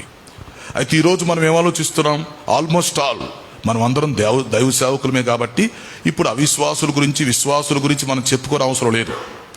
సేవకుల గురించి మనం మాట్లాడుకుంటాం. ఎందుకంటే మనమంతా దేవుని పిల్లలం, దేవుని సేవకులం. మన చేతుల్లో సంఘాలు ఉన్నాయి, మన చేతుల్లో సంస్థలు ఉన్నాయి, మనకు ఒక సహవాసం ఉంది. అందువల్ల దైవ సేవకులైనటువంటి మనం ఎలా సేవ చేస్తున్నామో చూసుకోవాలి. ఇక్కడ గమనించండి, ఈ ప్రపంచంలో దేవుని సేవకులు మొత్తాన్ని 3 భాగాలకు విభజిస్తారండి, 3 తరగతులుగా విభజిస్తారు. అందులో మనం ఏ తరగతిలో ఉన్నామో చూడాలి. ప్రపంచంలో ఉన్నటువంటి దైవ సేవకులందరినీ వ్యక్తిగతంగా 3 తరగతులుగా విభజిస్తారు. అవి నేను చెప్తాను ముందు. ఆ 3 తరగతుల్లో మనం ఏ తరగతిలో ఉన్నామనేది మనమే వ్యక్తిగతంగా ఆలోచించుకోవాలి. ఏమిటంటే, 1, దేవునిపై ఆధారపడి సేవ చేసేవాళ్ళు ఒక బ్యాచ్. 2, ఇతరులపై ఆధారపడి సేవ చేసేవాళ్ళు 2వ బ్యాచ్. 3, తమ మీద తాము ఆధారపడి సేవ చేసేవాళ్ళు 3వ బ్యాచ్. ప్రపంచం మొత్తం ఈ 3 బ్యాచ్లే. ప్రపంచంలో ఉన్న దైవ సేవకులందరినీ, వారు చిన్న సేవకులైనా పెద్ద సేవకులైనా, అర్థమైందా? సీనియర్సో జూనియర్సో, చిన్న సంఘమో పెద్ద సంఘమో ప్రక్కన పెట్టండి. దైవ సేవకులందరినీ వ్యక్తిగతంగా దేవునిపై ఆధారపడే విషయంలో 3 తరగతులుగా విభజిస్తారు. ఇప్పుడు ఈ 3 తరగతుల్లో మనం ఏ తరగతికి సంబంధించిన వాళ్ళం అని చెప్పి ముందు డిక్లేర్ చేసుకోవాలి. ఈరోజు ప్రసంగంలో నీకు క్లారిటీ కావాలి. అసలు ముందు నీవెవరవో నీకు తెలిసి ఉండాలి. చూడండి, మొదటి బ్యాచ్ వాళ్ళు దేవునిపై ఆధారపడి సేవ చేస్తారు. ఇంకా వాళ్ళు చచ్చినా బ్రతికినా, తిండి ఉన్నా తిండి లేకపోయినా, జనాలు తిట్టినా కొట్టినా నిందించినా విమర్శించినా, పరిస్థితులు అనుకూలంగా ఉన్నా పరిస్థితులు ప్రతికూలంగా ఉన్నా, ఇల్లున్నా లేకపోయినా, అవునా, కుటుంబ పోషణ జరిగినా జరగకపోయినా, చర్చి ఉన్నా లేకపోయినా, చిన్న సంఘమైనా పెద్ద సంఘమైనా, ఇక వాళ్ళంటే వాళ్ళ బ్రతుకు ఏంటంటే, వాళ్ళ లైఫ్ స్టైల్ ఏంటంటే దేవుని మీద ఆధారపడి ముందుకు వస్తారు. అదొక బ్యాచ్. ఎందుకంటే దేవుడు వాళ్ళని పిలిచాడు కాబట్టి, వాళ్ళు సేవకు సమర్పించుకున్నారు గనక ఇక ఏదో కష్టమో నష్టమో, కొంతమంది ట్రైనింగ్ చేసిన వాళ్ళు ఉంటారు, కొంతమంది ట్రైనింగ్ చేయని వాళ్ళు ఉంటారు, కొంతమంది ఎవరో ఒకళ్ళ దగ్గర కొంతకాలం ఫీల్డ్ వర్క్ పరిచర్య చేసి వచ్చి ఉంటారు, కొంతమంది ఏదో ఒక సంస్థలో పనిచేస్తుంటారు, లేక కొంతమంది ఏమన్నా ఆ ఫారినర్స్ మీద ఆధారపడి సేవ చేసేవాళ్ళు ఉంటారు, కొంతమంది ఏమో ఇండిపెండెంట్గా సేవ చేసేవాళ్ళు ఉంటారు. రైట్, ఎట్టని సేవ చేయనియండి, అది కూడా వదిలేద్దాం. ఇక్కడ పాయింట్ ఏంటంటే, మొదటి బ్యాచ్లో దేవునిపై ఆధారపడేవాళ్ళు ఒక బ్యాచ్. వాళ్ళకి దేవుడే కొండ, దేవుడే కోట. వారు దేవుని సేవకులు గనక ఇక దేవుని మీద ఆధారపడి వాళ్ళ పని కొనసాగిస్తారన్నమాట. దేవుడు ఇస్తే తింటారు, లేకపోతే పోస్తుంటారు. దేవుడు చిన్నింట్లో ఉంచితే చిన్నింట్లో ఉంటారు, పెద్ద ఇంట్లో ఉంటే పెద్ద ఇంట్లో ఉంచుతారు. దేవుడు ఏ సంఘం ఇస్తే ఆ సంఘంలో పనిచేస్తారు. దేవుడు ఏ ఊర్లో పనిచేయమంటే ఆ ఊర్లో చేసి వెళ్ళిపోతారు. లేక దేవుడు ఈ సంఘం వేరే వాళ్ళకి అప్పగించమని తనకు దర్శనం ఇచ్చేసాడు అనుకో, తెల్లారి పొద్దున సంఘం అప్పగించి వెళ్ళిపోతారు. అటు అప్పగించి వెళ్ళిపోతే ఏమైంది? అంతకంటే గొప్ప సంఘం, బ్రహ్మాండమైన సంఘం మళ్ళీ అతని చేతిలోకి వచ్చింది. ఎందుకంటే వాళ్ళు దేవుని మీద ఆధారపడతారు. ఇక అంతే. దేవుడు స్వరం ద్వారా వాళ్ళతో మాట్లాడితే ఏది చేసి చెబితే అది చేస్తారు.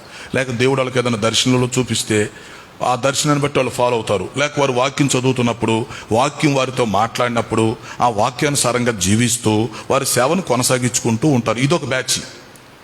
3 బ్యాచీల్లో మొదటి బ్యాచ్ వాళ్ళు ఎవరు? దేవునిపై ఆధారపడి సేవ చేసేవాళ్ళకి అంతే.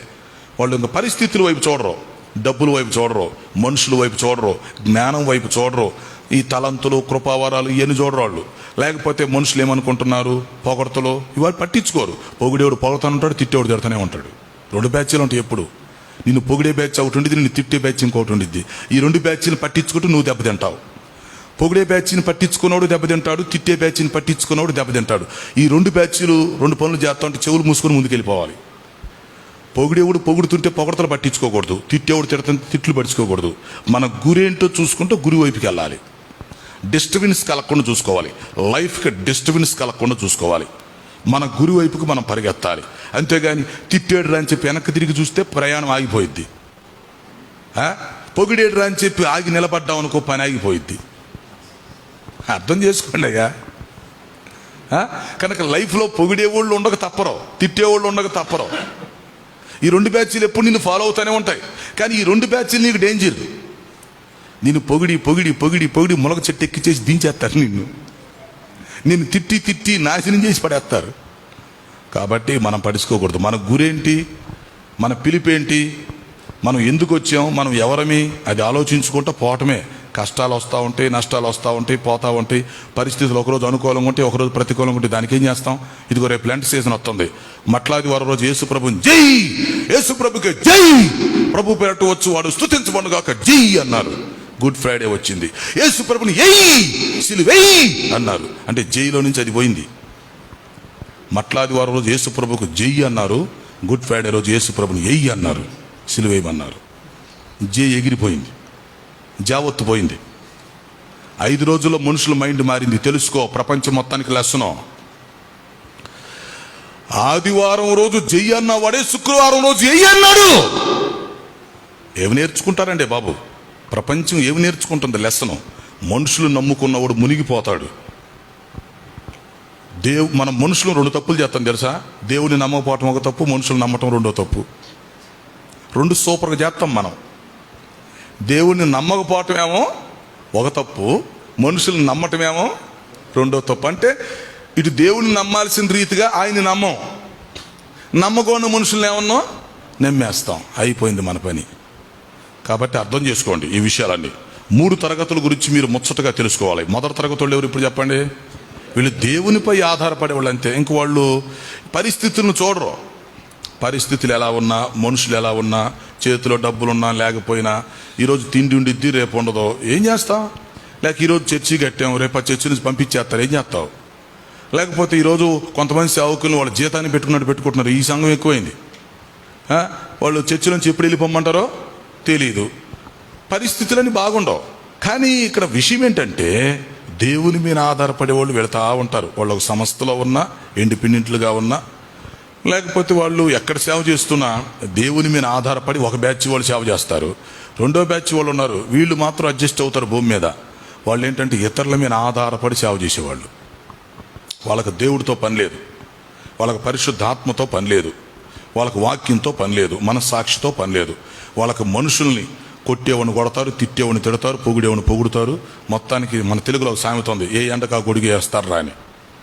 ఏ ఎండకు ఆ గొడుగు వేసినట్టుగా కొంతమంది నవ్వే దగ్గర నవ్వి, ఏడిసే దగ్గర ఏడిసి, జిమిక్లు చేసి ఈ లోకంలో సెట్ అవుతూ ఉంటారు, సేవ చేస్తారు. చివరికి బూడిది కూడా మిగలదు. మనుషుల మీద ఆధారపడి సేవ చేసేవాళ్ళు 2వ బ్యాచ్. దీనికి చాలా తెలివితేటలు అన్నమాట. నవ్విచ్చేవాడిని నవ్విస్తారు, ఏడిపించేవాడిని ఏడిపిస్తారు, పొగిడేవాడిని పొగుడుతారు, భయపెట్టేవాడిని భయపెడతారు. ఎక్కడ రాజకీయం చేయాలి అక్కడ రాజకీయం చేస్తారు. కులానికి ఒక సంఘాన్ని చీల్చి పడేస్తారు, కులం పేరుతో సంఘం చీల్చేస్తారు, లేకపోతే ఇంటి పేరుతో సంఘాన్ని చీల్చేస్తారు. అంత దరిద్రం.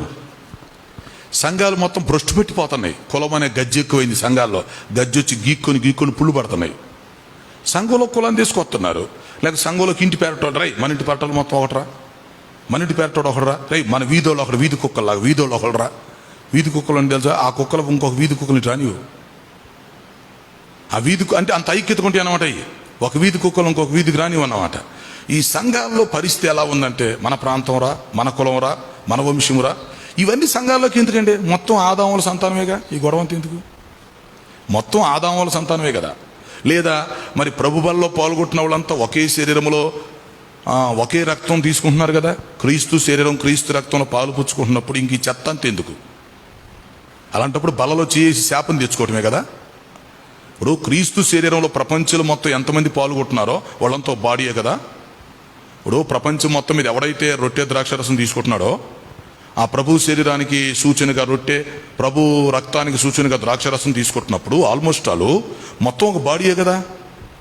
మరి ప్రపంచంలో వాళ్ళందరూ క్రీస్తు శరీరాన్ని అందరూ కలిసి తీసుకుంటున్నప్పుడు మరి ఎందుకు వచ్చినాయి అంటే, అప్పుడు ఈ తీసుకునే వ్యక్తి ఆ శరీరంలో లేడా? లేకపోతే ఈ వ్యక్తికి పరలోకం వద్దా? ఈ వ్యక్తి సేవ చేయడా? మరి ఎందుకు సంఘాలు చేల్చటాలు? మరి కుల వ్యవహారం ఎందుకు, ఈ గొడవలు ఎందుకు అంటే వీళ్ళ ఉద్దేశం ఏంటంటే వీళ్ళు కొంతమంది రెండో బ్యాచ్ వాళ్ళు మనుషుల మీద ఆధారపడి సేవ చేస్తారన్నమాట. అంతే, మనుషుల మీద ఆధారపడి చక్కగా తెలివితేటలు ఉపయోగించేసి కొంతమందిని వాడుకొని వదిలేయటం, వాళ్ళని వాడుకుని చెప్పు వాళ్ళని వాడుకొని వదిలేయటం, లేకపోతే ఎవరైనా డబ్బులు ఇచ్చినట్టు పోగొట్టడం, లేకపోతే రాజకీయం చేయటం. ఇది ఏదో ఒక విధంగా కుయుక్తితో సేవ చేసే పద్ధతి అన్నమాట. అది రెండో వాళ్ళ బ్యాచ్. ఇక మూడో బ్యాచ్ వాళ్ళు ఉంటారు, వీళ్ళు ఒక తమాషా బ్యాచ్. వాళ్ళు వీళ్ళకి దేవుడు అక్కర్లేదు, మనుషులు అక్కర్లేదు, వాళ్ళ మీద వాళ్ళు ఆధారపడి సేవ చేస్తుంటారు కష్టజీవులు. నా జ్ఞానం నాకు చాలయా, నేను పని చేసుకుంటానయా, నాకు శాలరీ వచ్చి చాలయా, నాకు బిజినెస్ ఉందో చాలయా, ఎవరి మీద ఆధారపడాల్సిన పని లేదు, నా కష్టార్జితంతో నేను సేవ చేస్తాను, లేకపోతే ఇదిగో నా తలంతులతో నేను సేవ చేస్తాను, లేకపోతే ఇదిగో నేను జాబ్ చేస్తున్నాను, లేకపోతే ఇదిగో నాకు మంచి బ్యాక్గ్రౌండ్ ఉంది, లేకపోతే నాకు ఆస్తి ఉంది, నేను సేవ చేస్తాను, నాకు తలంతులు ఉన్నాయి, నాకు చదువు ఉంది, నాకు ఇంగ్లీష్ వచ్చు, లేకపోతే నాకు సబ్జెక్ట్ ఉంది అని కొంతమంది వాళ్ళ మీద వాళ్ళు ఆధారపడి సేవ చేసేవాళ్ళు. నేను చెప్పేది కరెక్టా కాదు మీరు చెప్పండి? నేను చెప్పేది అంత ప్రాక్టికల్గా చెబుతున్నానంటారా? ఇందులో ఎవరిని విమర్శించేది ఏముండదు. ఇది ఒక లెసన్. ఇది పైగా ఇది ప్రసంగం అనుకునే బదులు లెసన్ అనుకోవటం మంచిది. ఇప్పుడు ఏంటంటే ఈ లోకంలో మనం సేవ చేస్తున్నప్పుడు ఈ వ్యక్తిగతంగా ఆలోచిస్తే, దేవునిపై ఆధారపడేటువంటి విషయంలో ఆలోచిస్తే ఈ 3 తరగతులుగా విభజిస్తారన్నమాట. దేవునిపై ఆధారపడి సేవ చేసుకునే వాళ్ళు ఒక బ్యాచ్, వాళ్ళ పని వాళ్ళు చేసుకుంటూ వెళ్ళిపోతారు. మనుషుల మీద ఆధారపడి సేవ చేసుకునేవాళ్ళు రెండో బ్యాచ్, వీళ్ళ పని వీళ్ళు చేసుకుంటూ వెళ్ళిపోతారు. తమ మీద తాము ఆధారపడి తమ సొంత శక్తి మీద, సొంత జ్ఞానం మీద, లేక తనకున్న డబ్బు మీద, తమకున్న స్వనీతి మీద, తమకున్న తలంతుల మీద ఆధారపడి చక్కగా వాళ్ళ సేవ వాళ్ళు చేసుకునేవాళ్ళు. ఈ 3 బ్యాచీలు కొనసాగుతూనే ఉన్నాయి ఈ లోకంలో. అందులో మనం ఏ బ్యాచ్లో ఉన్నామనేది మనం జాగ్రత్తగా చూసుకోవాలి. ఎందుకంటే తన మీద తాను ఆధారపడేవాడు నష్టపోతాడు, ఇతరుల మీద ఆధారపడేవాడు కూడా నష్టపోతారు. ఇప్పుడు నా మీద నేను ఆధారపడి సేవ చేస్తే ఎంతవరకు నా మీద నేను ఆధారపడగలను? నేను ఒక మట్టి మనిషిని, నేను ఒక ఊపిరి లాంటి వాడిని, నా మీద నేను ఎంతవరకు ఆధారపడగలను? అలాగే మనుషుల మీద నేను ఆధారపడితే వాళ్ళు ఎప్పుడు పైకి లేపుతారు, ఎప్పుడు ముంచుతారు అది తెలియదు, వాళ్ళు ఏం చేస్తారో అది తెలియదు. కనుక ప్రియమైన వారులారా, పిలిచిన దేవుడు నమ్మదగిన వాడు. దేవునికి స్తోత్రం. మనలను పిలిచిన దేవుడు నమ్మదగిన వాడు. సరే, మనం మంచోళ్ళమో చెడ్డోళ్ళమో అనవసరం. మనం మంచోళ్ళం అయితే అయ్యాం, చెడ్డోళ్ళం అయితే అయ్యాం. ఆయన మనల్ని పిలుచుకున్నాడు, ఆయన ఇష్టం, అంతే కదా. ఇప్పుడు మనం మంచోళ్ళమా చెడ్డోళ్ళం అనేది దట్ ఈస్ సెకండ్ థింగ్. మంచోళ్ళమైతే అవ్వచ్చు, చెడ్డోళ్ళమైతే అవ్వచ్చు. అంటే ఇప్పుడు మన మంచితనాన్ని బట్టి చెడుతనాన్ని బట్టి ఆయన పిలిచాడేంటి మనల్ని? ఆయన మనల్ని ప్రేమించింది మన మంచితనాన్ని బట్టి కాదు కదా. మనం పనికి మన సంగతి ఆయన తెలీదా? మనం బలహీనం మన సంగతి ఆయన తెలీదా? యు నోస్ ఆల్ థింగ్స్, ఆయనకి అన్నీ తెలుసు కదా. కాబట్టి ఇప్పుడు మనల్ని పిలిచినోడు గురించి ఆలోచించాలి మనం. ఇప్పుడు నేను మంచోడా చెడ్డోడినా, నువ్వు మంచోడువా చెడ్డోడువా, ఇవన్నీ చూసుకుంటా కూర్చుంటే తెల్లారిద్ది. అది కాదు ఆలోచించాల్సింది. పిలిచినోడు ఎవరు? పిలిచిన వాడెవరు? పిలిచినవాడు నమ్మదగినవాడు కదా. పిలిచినవాడు, మనల్ని ప్రేమించినవాడు, మనకు పని అప్పగిచ్చినవాడు నమ్మదగినవాడు. మనం బలహీనం అన్న సంగతి ఆయనకు తెలుసు, మనలో కొన్ని లోపాలు ఉంటాయని కూడా ఆయనకు తెలుసు. అయినా ఆయన మనల్ని నమ్మాడు, మనల్ని పిలిచాడు, మన చేతిలో ఒక సంఘం పెట్టాడు, లేక మనకు కొన్ని వరాలు ఇచ్చాడు. కాబట్టి మనం ఏం చేయాలంటే ఆ పిలిచినటువంటి పిలుపును మనం అర్థం చేసుకోవాలి. అలాగే మన సమర్పణ కూడా అర్థం చేసుకోవాలా. మరి దేవుడు పిలిచినప్పుడు మనం నిజంగా సమర్పించుకున్నామా? కొంతమంది అంటారు, నేను దేవుని సేవకు సమర్పించుకున్నానండి, డెడికేషన్ చేసుకున్నానండి, ప్రతిష్ఠించుకున్నాను అంటారు. మరి దేవుని సేవ సమర్పించుకున్నప్పుడు మరి లోకం ఎందుకు, మళ్ళీ పాపం ఎందుకు, మళ్ళీ రాజకీయాలు ఎందుకు, లేకపోతే మళ్ళీ ఈ యొక్క భేదాభిప్రాయాలు ఎందుకు? సేవకు సమర్పించుకున్నప్పుడు నేను ఫుల్ టైం వర్కర్నండి, నేను సేవకు సమర్పించుకున్నాను అన్నప్పుడు ఇంక దేవుడి గురించి ఆలోచించాలా? దేవుడి గురించి ఆలోచించాలా, దేవుని పని చేయాలి, లేక దేవుని కోసం నిలబడాలి, ఆత్మలను ఆయన కోసం రక్షించాలి, సంఘాలు కట్టాలా, కుటుంబాలని కట్టాలా, గ్రామాలు నిలబెట్టాలి. మరి ఫుల్ టైం వర్కర్ అన్నప్పుడు మరి ఎలా ఉండాలి? మరి దేవుని మీద ఆధారపడాలి కదా. మనం ఏం చేస్తున్నాం? దేవుడినేమో సరిగా నమ్మలేకపోతున్నాం. ఆయన దగ్గరికి వెళ్ళి ప్రార్థన చేసుకోవడానికి మనకు టైం ఉండదు, బైబిల్ చదవడానికి టైం ఉండదు. ఈ మధ్య ఒక సర్వే జరిగిందంట. ఒక సర్వేలో పాస్టర్ గారులకి ప్రార్థన చేసుకోవడానికి, బైబిల్ చదవడానికి తీరిక కుదరట్లేదంట. అంటే ప్రార్థన ప్రశాంతంగా ఒక అరగంట గంట ప్రార్థన చేసుకుందామంటే కుదరట్లా, లేదా బైబిల్ చదువుకోవడానికి కూడా కుదరట్లేదు. మరి ఏం చేస్తారు పాస్టర్లు?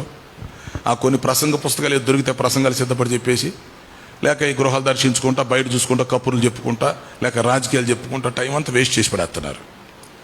కానీ ఎక్కువ మనం ఉండాల్సింది ఎక్కడ? ఆ ప్రార్థన దగ్గర, ఈ బైబిల్ దగ్గర. దేవుని సంధిలో ప్రార్థన చేయటం, ఆ బైబిల్ దగ్గర కూర్చొని బైబిల్ చదువుతా, బైబిల్ స్టడీ చేస్తూ ఉంటే, వాక్యం మనం బాగా నేర్చుకుంటే, వాక్యం చెప్తే ప్రజలు వాళ్ళే పరిగెత్తుకుంటూ వస్తారు మన దగ్గరికి. సబ్జెక్టు మన దగ్గర ఉంటే ప్రజలు పరిగెత్తుకుంటూ వస్తారు మన దగ్గరికి. మరి వాక్యం చదివే తీరికే లేనప్పుడు వాక్యం ఏం చెప్తాం? కనుక ఈ విషయాలన్నీ మనం ఆలోచించుకొని ప్రియులారా, అంచె దినాల్లో ఇంతకు ముందులాగా పరిస్థితి లేదు.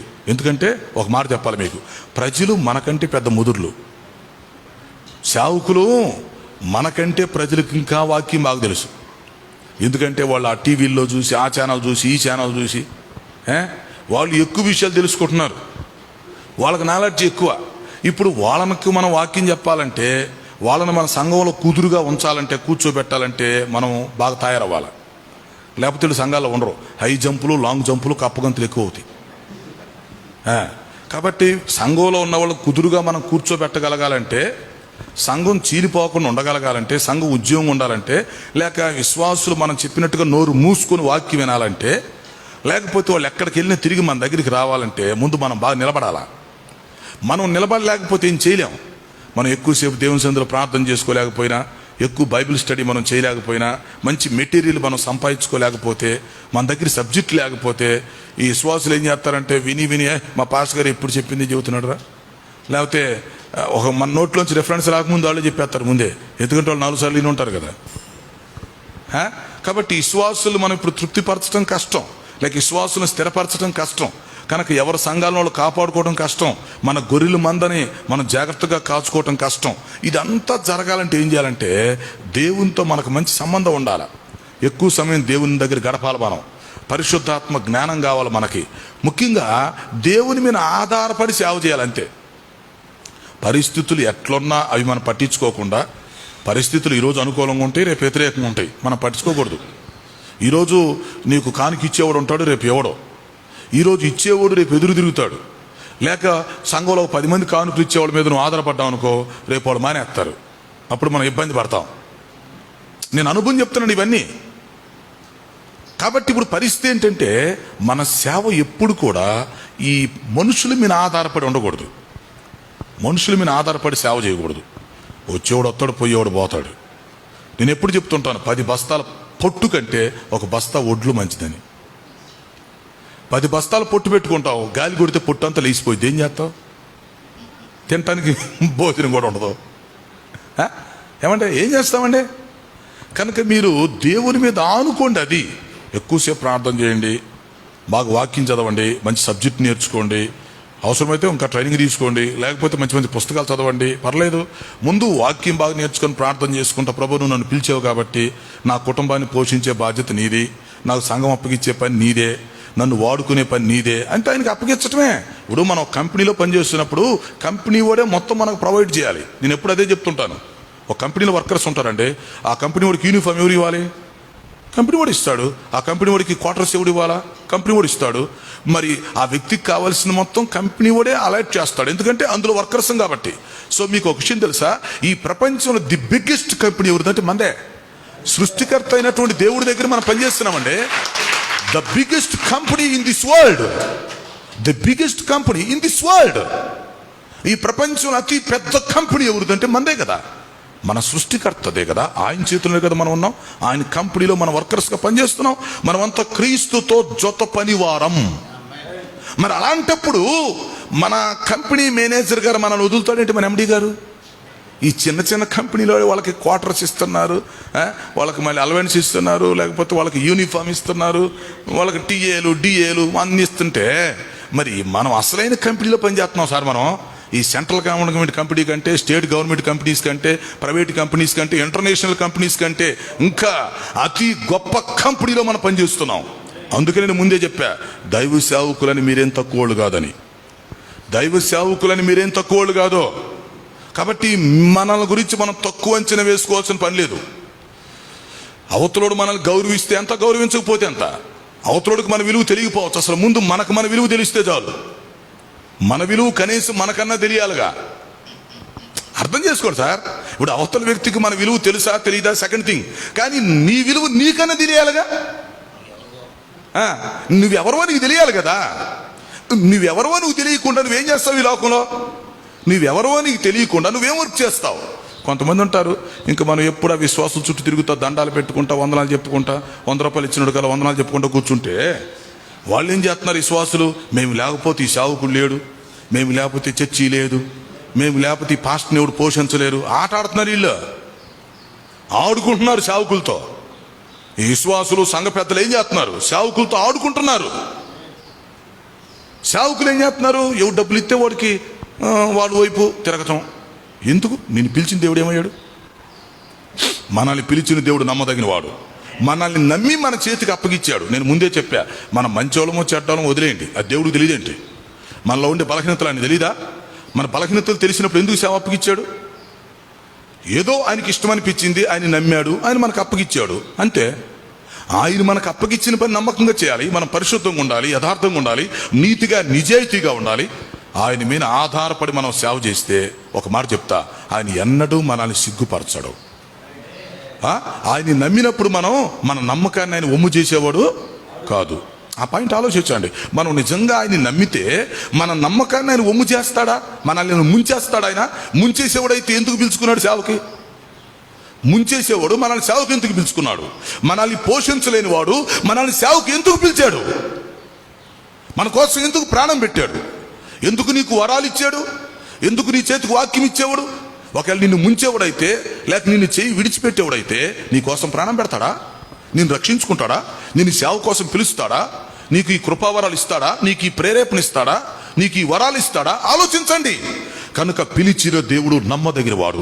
ఆయన మన నమ్మకాన్ని ఒమ్ము చేసేవాడు కాదు. కాకపోతే ఆయన్ని నమ్మటం మనకు చేతవ్వాలి. ఆయన నమ్మగలగాలి.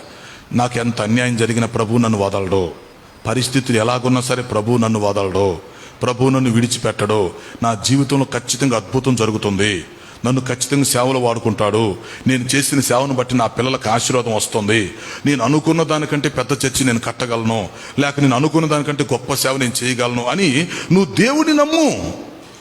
దేవుడిని నమ్మి నువ్వు ముందుకెళ్ళిపో. దేవుని మీద ఆనుకొని ముందుకెళ్ళిపోతే సేవ గొప్పగా జరిగిద్ది. కానీ ఈ రోజుల్లో పరిస్థితులు ఏంటి?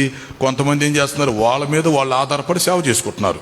వాళ్ళ తెలివితేటల మీద, వాళ్ళ తలంతుల మీద, వాళ్ళ చేతిలో ఉండే డబ్బు మీద, వాళ్ళకి వెనక్కున్నటువంటి ప్రాపర్టీ మీద, మొత్తానికి వాళ్ళ మీద వాళ్ళు ఆధారపడి కొంతమంది సేవ చేసుకుంటున్నారు.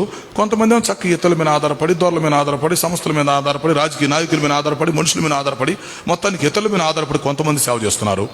కొంతమంది మాత్రం దేవుని మీద ఆనుకొని సేవ కొనసాగిస్తున్నారు. సో ప్రియమైన దైవ సేవకులారా, ఈ 3 గ్రూపుల లోకంలో ఉన్నారు. ఈ 3 గ్రూపుల్లో సేవ జరుగుతూనే ఉంది. 3 బ్రహ్మాండంగా సేవ చేస్తున్నారు, దాన్ని కాదని కూడా మనం అనలేం. కానీ చివరికి నిలబడేది ఏంటంటే, దేవుని మీద ఆనుకొని ఎవరైతే సేవ చేస్తారో ఆ సేవ నిలబడిద్ది. ఒకవేళ తాత్కాలికంగా ఎట్టయినా ఉండొచ్చు, మీకు తెలుసో తెలీదో, నాకంటే ఎక్కువ ఇంకా మీకు తెలిసి ఉండొచ్చు. కొంతమంది పూర్వకాలం పెద్ద పెద్ద చర్చీలు కొన్న చర్చీలు మూతలు పడ్డాయి, లేకపోతే గొప్ప గొప్ప నాయకులు కొన్న వాళ్ళు సేవ చేయకుండా ఆపేసిన సందర్భాలు చాలా ఉన్నాయి. ఎన్నో సంఘాలు చీలిపోయాయి. గొప్ప గొప్ప సంస్థలు ఫారెన్ ఫండ్ లేక ఆగిపోయాయి. సంస్థల్లో ఉన్న సేవకులు మొత్తం చెదిరిపోయారు. ఆంధ్రప్రదేశ్లో సంస్థలే కుప్పకూలిపోయినాయి. ఎందుకు? ఫారెన్ ఫండ్స్ మీద ఆధారపడితే ఎంతకాలం సాగుతాయి? ఇప్పుడు ఫారెన్ ఫండ్ మొత్తం ఆపేస్తున్నాడు. ఏం చేస్తారు? మీకు ఇంకొక విషయం తెలుసా? రేపు త్వరలో ఒక కొత్త చట్టం రాబోతుంది. క్రైస్తవ సంఘాల్లో ఎస్సీ అని సర్టిఫికేట్ గలవాడు మొత్తం చర్చికి రాకుండా చేయాలంటున్నారు. క్రైస్తవ సంఘాల్లో ఎవరెవరైతే ఎస్సీ సర్టిఫికేట్తో స్కాలర్షిప్ తెచ్చుకుంటున్నారో, జాబ్ చేస్తున్నారో వాళ్ళు మొత్తం మీద కేసు పెడుతున్నారు. అంటే ఒక క్రైస్తవుడు అయ్యుండి ఎస్సీ మీద ఎందుకు జాబ్ తెచ్చుకుంటున్నాడు? ఎస్సీ అని చెప్పి ఎందుకు స్కాలర్షిప్ తెచ్చుకుంటున్నాడు? ఎందుకు ఎస్సీ రిజర్వేషన్ కోటా తీసుకుంటున్నాడు? అతను క్రైస్తవుడా ఎస్సీ? ఆ రెంట్లో తేల్చుకోమను. కొన్ని జిల్లాల్లో పాస్టర్స్ కూడా ఎస్సీ సర్టిఫికేట్ల కింద ఉన్నారు. ఇంకోళ్ళు విశ్వాసులకు ఏం చెప్తారు? షెడ్యూల్ క్యాస్ట్ అంటే ఏంటి? హరిజన. మేము హరిజనులం అంటే మేము క్రీస్తుకు జనులం కాదు, హరిజనులం. ఆల్రెడీ హరిజనులం అని చెప్పుకున్నవాడు ఇంకేమి వాక్యం చెప్తాడు? ఏమండి, విశ్వాసులు అలాగే ఉంటే, సేవకులు అలాగే ఉంటే రేపు ఏమి నిలబడతాం? సరే, ఇప్పుడు ఇలాగుండే రేపు చట్టాలు వస్తాయి, పరిస్థితి ఏంటి ఆలోచించుకోవాలి. అందుకే ఈ మధ్య మనోళ్ళు కూడా ఏం చేశారంటే, దళితులందరూ కూడా తిరుగుబాటు చేశారు. ఏంటంటే, అదేంటండి ఎస్సీ ఏంటి, వీళ్ళంతా క్రైస్తవులను కూడా ఎస్సీ కింద తీసుకోవాలి మీరు. ఆ విషయంలో కూడా అందరూ పోరాడాలి. క్రైస్తవుల్ని ఎస్సీకి ఎందుకు తీసుకోరు మీరు? రేపు క్రైస్తవులు హింస రాబోతుందండి. చర్చి వదిలిపెట్టే రోజులు వచ్చేస్తాయి. మతానికి కులానికి ఏ సంబంధం? ఇప్పుడు ఎవడ ఇష్టం వాడిది, ఎవడ మతం వాడు తీసుకుంటాడు, ఎవడ కులం వాడిది. కులం పుట్టుకతో వచ్చింది, మతం మధ్యలో వచ్చింది. ఇప్పుడు కులం పుట్టుకతో వచ్చింది సార్, కులం మధ్యలో రాదు, మతం మధ్యలో వచ్చింది. కానీ పరిస్థితులు చాలా గట్టిగా ఉండబోతున్నాయి. అలాంటి టైంలో మనం కొంచెం ఆలోచించుకోకపోతే, కొంచెం ఎక్కువ ప్రార్థన చేసుకోలేకపోతే, లేక మన సంఘాలను మనం నిలబెట్టుకోలేకపోతే రేపు రానున్న రోజుల్లో పరిస్థితులు ఎలా ఉంటే అర్థం కావట్లేదు. అప్పుడు ఎవరైనా చేయగలిగింది ఏమి లేదు. కనుక ఇలాంటి పరిస్థితులు జరగకముందు ఏం చేయాలంటే దేవుని మీద ఆనుకోవటం నేర్చుకోవాలి, దేవుణ్ణి నమ్మటం నేర్చుకోవాలి, విశ్వాసం గురించి కొంచెం ఆలోచించాలి, కొంచెం సీరియస్గా మనం మెయింటెనెన్స్ చేయాలి. ఏదో జరిగిపోతుందిలే, ఏదో కానుకలు వచ్చేస్తున్నాయి, కుటుంబ పోషణ జరుగుతుందిలే, ఏదో మీటింగ్లు పెట్టేస్తున్నాం, ఏదో చర్చి నడుస్తుంది అనుకుంటే రేపు ఒక్కసారిగా దెబ్బేసే పరిస్థితులు కూడా వస్తాయి. కనుక ఇలాంటి సమయాల్లో మనలాంటి పాస్టర్ ఫెలోషిప్లు కావాలి, దైవ సేవకుల మధ్య ఐక్యత ఉండాలి, దైవ సేవకులు నిలబడాలి, పోరాడాలి, ఉద్యమాన్ని తీసుకురావాలి. ముఖ్యంగా ఒకటే పాయింట్, ఎన్ని చెప్పినా చివరకు ఒక దగ్గరికి వచ్చింది పాయింట్, దేవుని మీద అనుకోవటం. అంతే కదా, ఎంతసేపు చెప్పినా చివరికి ఎక్కడ తిరిగి వచ్చింది సర్కిల్ అంటే అక్కడికే వచ్చింది.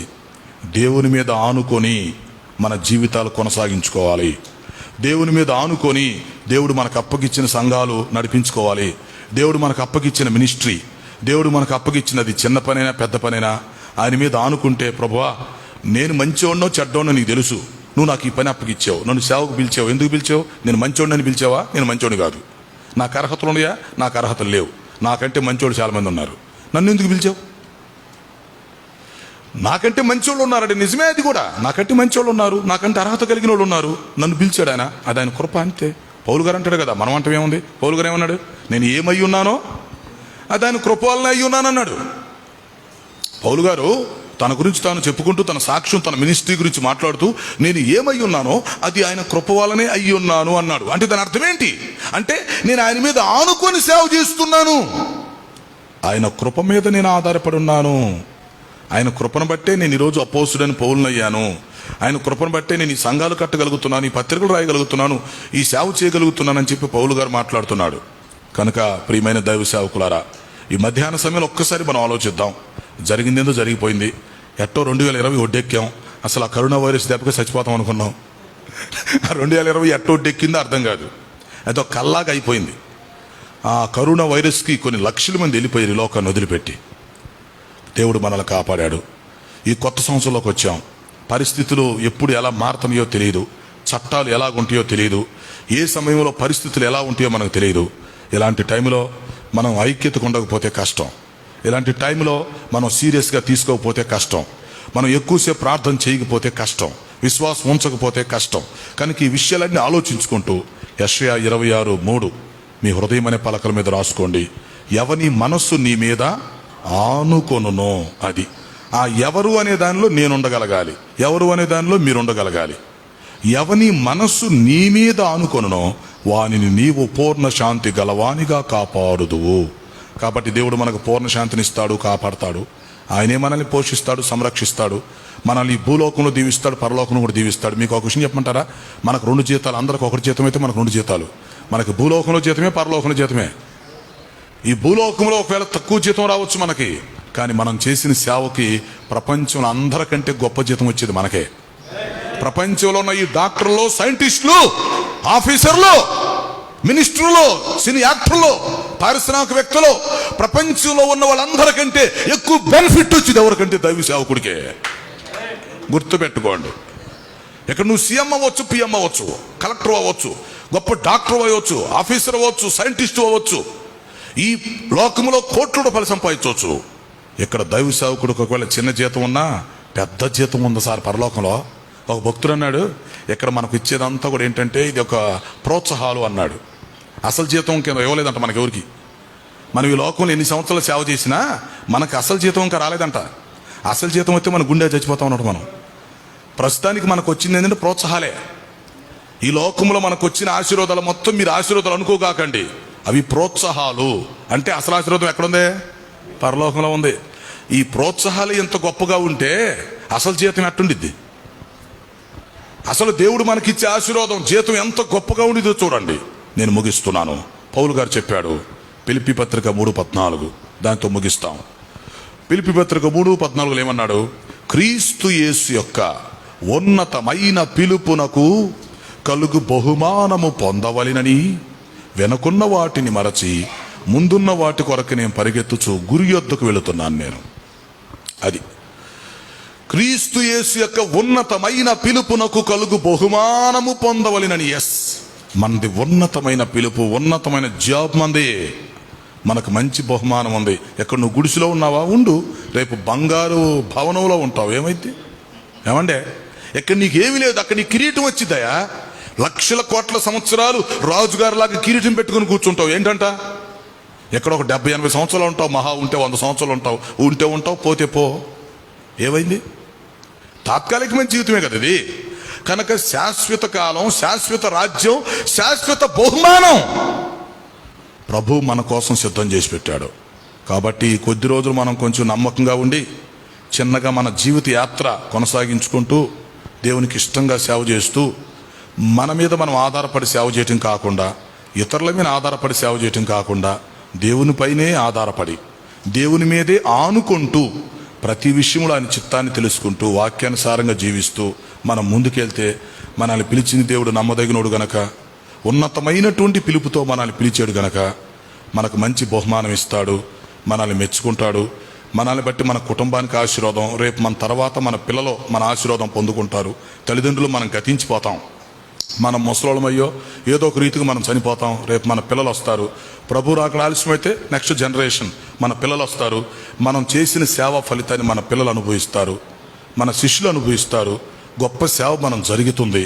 ఈ విషయాలన్నీ అర్థం చేసుకొని దూర దృష్టితో పెద్ద మనసుతో మనమంతా కలిసి ఐక్యతగా ఉండి దేవునిపై ఆనుకొని ఈ భూలోకంలో మన జీవిత యాత్ర కొనసాగించాలని, మన సేవను మనం జరిగించుకోవాలని ప్రేమతో మీ అందరికీ మనవి చేస్తూ ఈ మాటలు ముగిస్తున్నాను.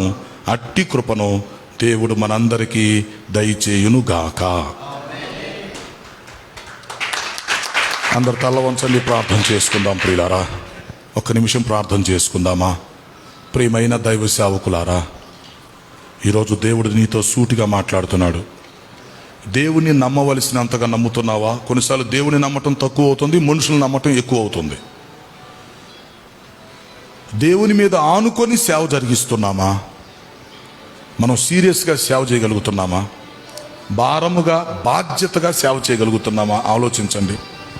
ఎవరో వచ్చి మనకేం చెప్పాల్సిన పని లేదు. ఆలోచించుకుంటే అంత మనకు అర్థమైద్ది. మనం ఆలోచించుకుంటే అర్థమైద్ది. దేవుడు మనతో మాట్లాడతాడు. సీరియస్గా మనం సేవ చేయగలుగుతున్నామా? నమ్మకంగా సేవ చేయగలుగుతున్నామా? బాధ్యత కలిగి, భారము కలిగి సేవ చేయగలుగుతున్నామా? దేవుడు మనకు అప్పగిచ్చిన పని చిన్నదైనా పెద్దదైనా ఆ పని బాగా చేయగలుగుతున్నామా? దేవునికి ఇష్టమైన రీతిలో మనం చేయగలుగుతున్నామా? మనుషుల్ని ఎంతకాలం వారిని నమ్మిస్తాం? ఎంతకాలం మనుషులు మెప్పిస్తావు? ఎంతకాలం మనుషులు కన్విన్స్ చేయగలం? కొన్నిసార్లు చేస్తాం, కొన్నిసార్లు చేయలేకపోవచ్చు. కానీ దేవుని మీద ఆనుకుంటే, ప్రియమైన దైవ సేవకులారా, మనల్ని పిలిచిన దేవుడు, మన కోసం ప్రాణం పెట్టిన దేవుడు, మన కోసం రక్తమే కార్చిన దేవుడు, మన కోసం తన ముఖం ఉమ్మేపించుకున్న దేవుడు. మనం మంచోళ్ళం కాదని ఆయనకు తెలుసు. మనలో ఉన్న లోపాలు, బలహీనతలు మొత్తం తెలుసు ఆయనకి. తెలిసే మనల్ని పిలుచుకున్నాడు. మనుషులైతే తెలియక మనల్ని ప్రేమిస్తారు. యేసు ప్రభు తెలిసే మనల్ని ప్రేమించాడు. మనం పనికిమాలినోళ్ళమని తెలిసి ప్రేమించాడు మనల్ని. కాబట్టి దేవుడు మోసపోడు. మనుషులైతే మనం మంచోళ్ళం అనుకుని ప్రేమిస్తారు, తర్వాత మోసపోయామనుకుంటారు వాళ్ళు. కానీ దేవుడు మనం మంచోళ్ళం కాదని తెలిసి ప్రేమించాడు. కాబట్టి దేవుడు మోసపోడు. అందువల్ల మనల్ని ప్రేమించిన దేవుడి దగ్గర మనమేం దాచిపెట్టాల్సిన పని లేదు. అంతా ఆయనకి తెలుసు. మనలో ఉన్న మంచి, మనలో ఉన్న బలహీనతలు అన్నీ తెలుసు. కాబట్టి మనం ఆయన పాదాల దగ్గరికి వచ్చి, ప్రభువా, ఈ సంవత్సరం నుండి నీ కొరకు నిలబడతాను ప్రభువా, గొప్ప సేవ చేస్తానయ్యా. నువ్వు నన్ను ఏ ఊర్లో సేవ చేయమంటే ఆ ఊర్లో చేస్తాను. ఏ సంఘం నాకు అప్పగిస్తే ఆ సంఘం జాగ్రత్తగా చూస్తానయ్యా. నీకు ఆటంకంగా ఉండను ప్రభువా. ఇతర దైవ సేవకులకు కూడా నేను ఆటంకంగా ఉండను ప్రభువా. ఎవరిని నేను ఇబ్బంది పెట్టను ప్రభువా. నేను మనుషుల మీద ఆధారపడను ప్రభువా. నా విషయం అంతా నువ్వే చూసుకోనాయనా. నాకంటే నా గురించి నీకే ఎక్కువ తెలుసు. కాబట్టి నా గురించి నువ్వు చూసుకో ప్రభువా అని ప్రియమైన వారులారా, మనం ఆయన పాదాలు పట్టుకుంటే ఆయన మనల్ని త్రోసివేసేవాడు కాదు. నీకు నూతన అభిషేకం ఇస్తాడు, నూతన దర్శనం ఇస్తాడు, నీకు నూతన ఉద్యోగంతో నింపుతాడు. ఆయన తన సేవలో వాడుకుంటాడు. కనుక దేవుని మీద ఆనుకొని ఆధారపడి మన సేవ కొనసాగించాలని ఈరోజు పరిశుద్ధాత్ముడు పిలుపునిస్తున్నాడు. అలాగే మనం మంచి నిర్ణయం తీసుకుందాం. ప్రార్థన చేద్దాం. పరిశుద్ధుడైన మా తండ్రి, జీవాధిపతి, మీ ఘనమైన పాదాలకు స్తుతి స్తోత్రము చెల్లిస్తున్నాం. మీరు ప్రేమించి మాకిచ్చిన ఈ వర్తమానం కొరకు మీకు స్తుతులు చెల్లిస్తున్నాం. ఈ వర్తమానం మా హృదయాలలో ఫలింపచేయండి ప్రభువా. నాయనా, ఈ పల్నాడు దైవ సేవకుల సమావేశంలో దైవ సేవకులందరినీ ఉజ్జీవంతో నింపండి ప్రభువా. మీ అభిషేకం దయచేయండి ప్రభువా. మేమందరం కలిసిమెలిసి మీ పిల్లలుగా మీ తోటలో మేము పని చేయటానికి కృప చూపించండి ప్రభువా. విన్న వర్తమానం మా హృదయాల ఫలింపచేయండి. ఇంతవరకు ఈ సేవకుల సమావేశం ఘనంగా జరిగిస్తూ వచ్చినందుకు మీకు స్తుతులు చెల్లిస్తూ యేసు పరిశుద్ధ నామములో అడుగుచున్నాను తండ్రి. ఆమేన్, ఆమేన్. అందరం ఒకసారి చప్పట్లు కొట్టి గట్టిగా దేవుని నామాన్ని కనపరచు. Praise the lord. దయచేసి అందరికీ మంచిది. పల్నాడు దైవసేవకుల సహవాస కూడికకు దైవజనులు రెవరెండ్ డాక్టర్ అజయ్ గారు మన మధ్యకు వచ్చి ఈ పల్నాడు ప్రాంతంలో దైవజనులను ఎంతగానో వాక్యం చేత ప్రోత్సహించి బలపరిచినందుకు మరొకసారి దేవునికి మహిమ కలిగినట్లు అందరూ చప్పట్లు కొట్టండి. హల్లెలూయా. ఇంకా అనేక సార్లు వారు మన మధ్యకు రావాలని, మరి దైవజనులను ప్రోత్సహించాలని మన ఏరియా కమిటీ తరపున, పల్నాడు దైవసేవకుల కమిటీ తరపున వారిని బ్రతిమలాడుచున్నాం. మంచిది. ఈ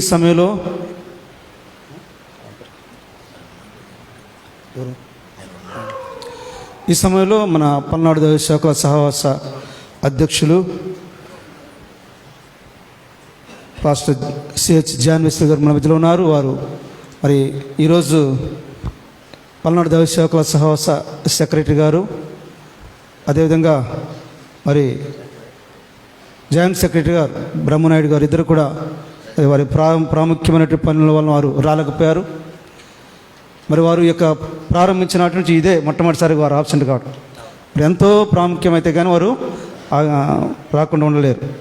కనుక వారు లేకపోయినప్పుడు లేని లోటు ఉన్నప్పటికీ కూడా ఈ కార్యక్రమం దేవుడికి మహిమకరంగా నడిపించినందుకు మరొకసారి దేవుని స్తోత్రం చేద్దాం. హల్లెలూయా. మరి ఈ సమయంలో ఈ కమిటీ గురించి మరి కొన్ని ప్రాముఖ్యమైన విషయాలు మరి దైవజనులు ప్రెసిడెంట్ గారు అయినటువంటి పాస్టర్ చింతల జాన్వేశ్వర్ గారు తెలియజేస్తారు. దేవునికి స్తోత్రం.